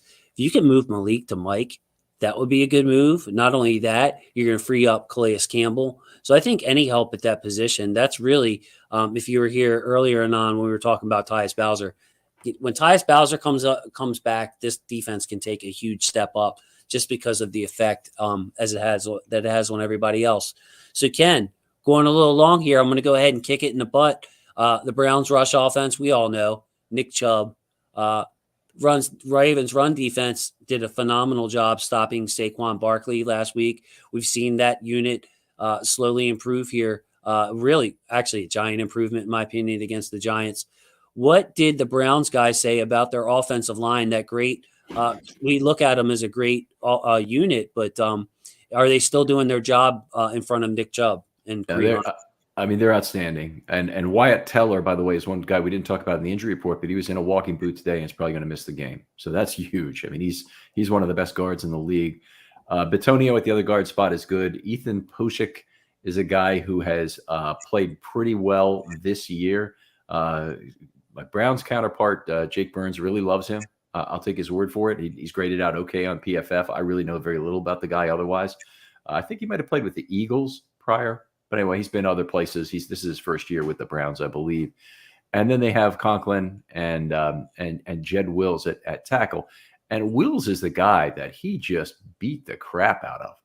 He says that Jed Wills just doesn't love to play football. It shows up in giving up on blocks. And I mean, this is an analyst I trust. And when he says that, that's a really severe indictment of the player. So if we're talking just Browns, if I can make one more point about the Browns rush offense, I think the Browns will do the Ravens a big favor this week because I think they'll put a lot of 12 personnel on the field. They don't really have a fullback anymore. If they use a fullback at all, it's a tight end in the backfield. So what we'll see, they've also run a lot of 9 snaps last week. So that's, like 15%. Nobody does that over the course of a season, but they stand a good chance to play a lot of this 6 offensive linemen as well, which will give the Ravens a chance to play their base sets, which are now really jumbo sets in the NFL. Right. The Ravens' strength is at defensive line. The Ravens' weakness is at slot corner. So you're letting the Ravens take a slot corner off the field, just like the Giants did, and bring on a defensive lineman. I think that's a trade the Ravens will make any day of the week. I'm so happy to hear you say that, Ken, because this goes with what I was saying. And by the way, my favorite show that you do is the Know Your Foe episode. I follow Jake Burns on Twitter. I know how level-headed he is. Mm-hmm. I know how steady his analysis is. For him to say that about a guy like Jed Wills, raises my antennas, where I respect that. That's just not some random person that I see on Twitter that wants attention. Jake don't want attention. He's saying that because he believes it. He's out there for everything. But yes, the Browns playing heavier personnel. I think that overall this is a really good matchup for the Ravens. I don't give score predictions, Ken, but when I look at the style of the team against the Ravens style of the team, what we do well, how they set up personnel-wise, I think that this game has the potential to be a boat race for the Ravens. One of those games where we can get some guys off the field in the fourth quarter. It's a divisional game, which holds me back from that, Ken, because divisional games are always crazy. Usually opponents know each other and so on and so forth. But if this was a bad matchup for us, Ken, I'd tell you, I'd be like, I don't like the way we match up. They can exploit us here and there. I think it's the opposite. I think that they want to load up with heavy guys. Like you said, you kind of stole my thunder again. It was great. They don't use, receivers. Okay, fine. We'll just put Marcus and Marlon out there with our 2 safeties, maybe bring in a 3rd safety and play big nickel, load up that box. Good luck. We know you got a good offensive line. We've seen Matabike dominate that style of run attack with his quickness and power, that stretch zone. You're going to try to nickel and dime us. Good luck. And then on the other side of the ball, with the way the light defense, these are a lot of lighter guys, I think, on the Browns defensive line. And the way our offensive line is run blocking, I could see this being a run the ball at will, like a 250, dare I say 300 yards on the ground type day for the Ravens. Ken, I'm optimistic here. You want to pull me back down to earth on this game, or how you feeling? I think I'll pull you back from 300 yards. How about that? But okay. But this is a reasonable chance to put up 200. To do that, some things have to conspire. The Ravens have to have the lead for much of the game. They have to be effective running the ball pretty much from the outset, and they have to break off a few big plays. And they did those things last week. And you and I commented on my show about how few tackles that Kenyon Drake actually broke in a 119-yard day on 10 carries. I mean, he's 30 yards untouched for the touchdown And we were both struggling to come up with, hey, was there a tackle that he broke all game? Yeah. I mean, it really was. It was just beautiful execution. We saw some of it in Andrew's blocking, Josh Oliver's blocking on the film study that we did. And here comes Zeitler and here comes Powers. And it was really well executed. Yeah, Powers, just for the offensive line stuff, he only made he made 7 out of 13 pulls. So he made some of his pulls, but he had 6 missed pulls for the day. And he had his best block of the day on a pull nonetheless. And that was the 30-yard touchdown by Drake. And I think he was the first player to touch Drake. On that play, he ran right after to the end zone. He was hopping around and trying to, get in on the celebration. I think he was the first one to touch him. Yeah, we looked at that play. I believe that was Andrews climbing to the second level, and Duvernay playing handsies with the outside receiver was able to just get enough of them. Just so a great day. Ken, any thoughts here quickly on the Browns pass offense versus the Ravens pass defense? It was just a few weeks ago. It seemed like we were giving up 315 a game, and last in this, last in that, last in this, and the pass defense has steadily improved with the obvious weakness there at slot corner, Ken. Yeah, so they had some pressure against the Giants. I think they need to continue with at least some pressure from the inside.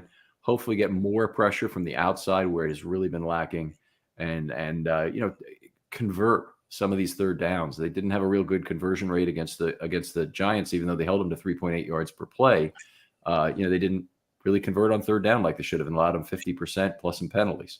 So I think that's where the game will come down to. I think that, if anytime you can get the Browns off schedule in a passing down, you've got a good situation. And you have then a lot of options you can pull in terms of how you line up against that team, whether, they're playing light enough that you can go all the way to being a dime team, or maybe they're playing a heavy slot receiver or a tight end there, and you bring in Hamilton and you play a big nickel. But you have multiple options to try and get yourself an advantage if you can get them to true passing downs. The problem is this is a hard offense to get off schedule.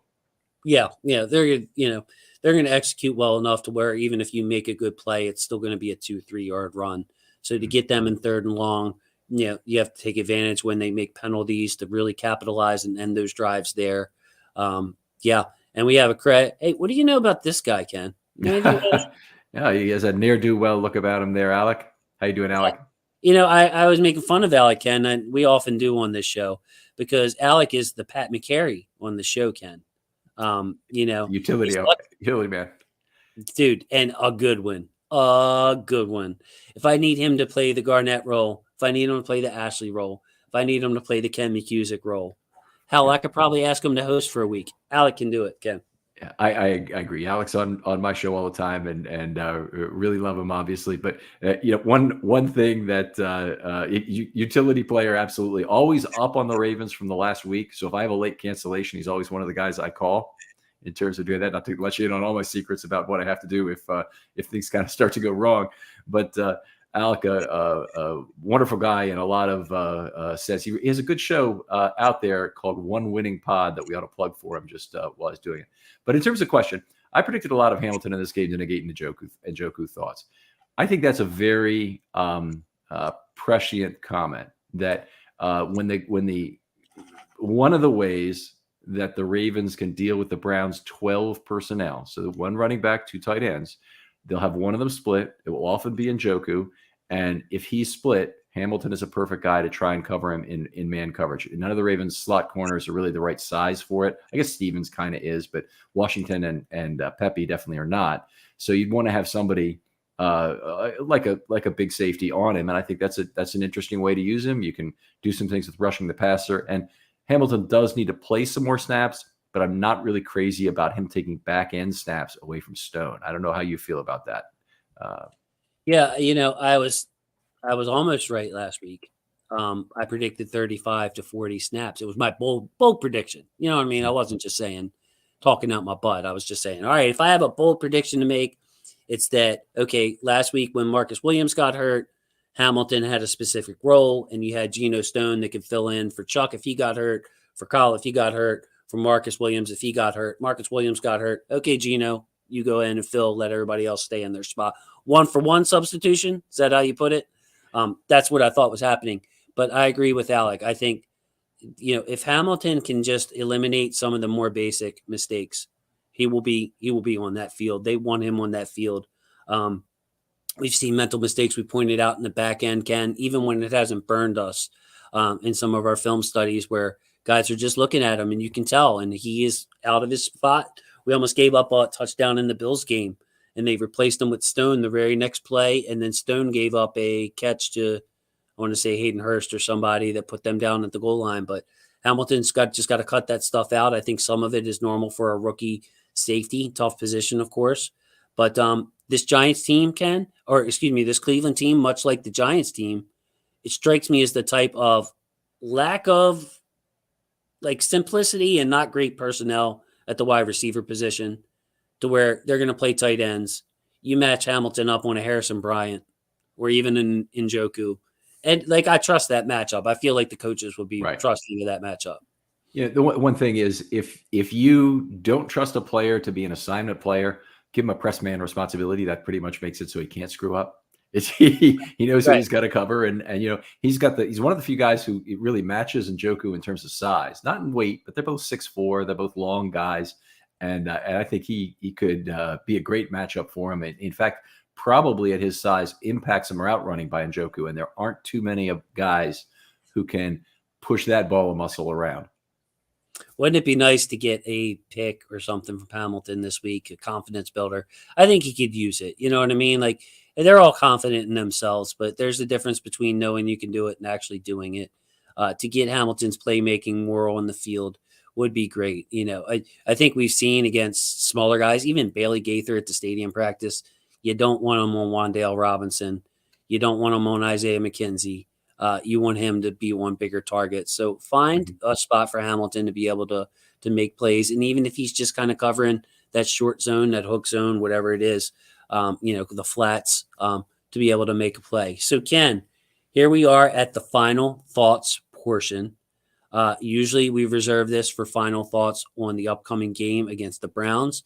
But as the guest, of course, you're willing to expand this for anything. This is our way to say goodbye, and also just to give our general thoughts going forward. And please, for those who don't know, this is your time to plug your show that I love so much. I appreciate that. I'll toss out my comment first, I guess, is that I think the guy, more than anything, we'd love to see Stone make a play. We'd love to see Hamilton make a play. We'd love to see Queen continue his streak of being around the football. All those would be great. But the guy who's really got to play great in this game is Lamar Jackson. He needs to end the slump, play well despite the weather, deal with the pressure from Garrett that undoubtedly will come, whether it's slow or fast, in a way that's useful. He's had a lot of trouble with pressure. A lot of that pressure, honestly, has been right up the middle. He shouldn't face too much of that this week because the Browns don't have a bunch of pass rushers in the middle of the field who are going to give him. And he's the guy who really needs to have the big game for the Ravens. I think that'll help the defense out too if he does. Okay. There you go, Ken. My final thought, I'm going to answer my buddy Shrimp Trawler here. And by the way, Ken, if you have a disagreement or if you just want to say I agree, throw it in there. When you consider Pepe and Stevens not locking down the slot, maybe Hamilton can help on bigger bodies. Yep. Absolutely. Absolutely. That is in his skill set. And I'm sure that the Ravens would love to see that. I think, but quite frankly, too, Shrimp Trawler, the bigger body guys are the type of players that I trust Brandon Stevens on as well. I think he does very good at jamming and pressing because he's faster than them. Brandon Stevens has a gear to him. So when he doesn't have to worry about speed and quickness, Brandon Stevens is an aggressive press corner at heart. So he's an outside corner, but he can play the slot on some bigger bodies is what I'm getting at, Ken. So appreciate it. Do you want me to plug stuff? Yeah, please. Yeah, I don't want to forget. No, if you don't mind, at Film Study Ravens on Twitter, always appreciate a follow. I have a YouTube channel now. Please go out there and subscribe. The main thing out there are some videos from the analytics community. Have a fantastic one, an absolutely fantastic one. All Ravens fans are going to love on Justin Tucker coming out with the founder and editor-in-chief of Football Outsiders. So Aaron Schatz, and it's one of these fun topics about Justin Tucker you're going to love. So please take a look at that when it comes out. Should be Monday that comes out right after the game. I don't generally have content that day. And then all the regular shows during the week, offense shows, defense shows, the Know Your Foe on Thursday. We have a By the Numbers that we do, and then usually extra shows on there. Love to hear from any of you who want to do a film study short with me. Hit me up with a DM on Twitter, looking for a 25-minute topic. I'll get back to you right away. I promise you, if you have something that I think is can be molded into a good topic. But I would love to hear from you. Yeah, don't be afraid to go on with Ken. He's nice. Sometimes, Ken, I think people get intimidated because you have all the stats and the backings and all that. Ken's is nice, and he will work with what you know. He can talk about that too. So don't be intimidated. Send Ken a DM. Like I said, when I first came on, he embraced me like family, and that always stuck with me. Also, Deep Cover Pod, Michael Crawford, Chris Just Joking, Carrie Stevenson. Excellent. I'm glad. Shrimp Trawler. See, he's our kind of people, Ken. Shrimp Trawler. The Huddle It Up Films guy, bro. And by the way, Ken, can I get on your YouTube channel? Is it like I'm kind of popular here sometimes? We'd love to have you on. I'm just, my facility with YouTube is kind of low, but we'll do the next time we do a show that is the offense or defense show, we'll do a live show. I love the streaming commentary during a show. The problem is it turns what has been a 2-hour show this year into a 3-hour show. So I'm having trouble, finding a way to get it done. But really appreciate it. I used to have this elongated show sheet when I started this, and then I started at 8:30. So 9:00 we do the film session. 9:30 we bring on the guest and close it out till now.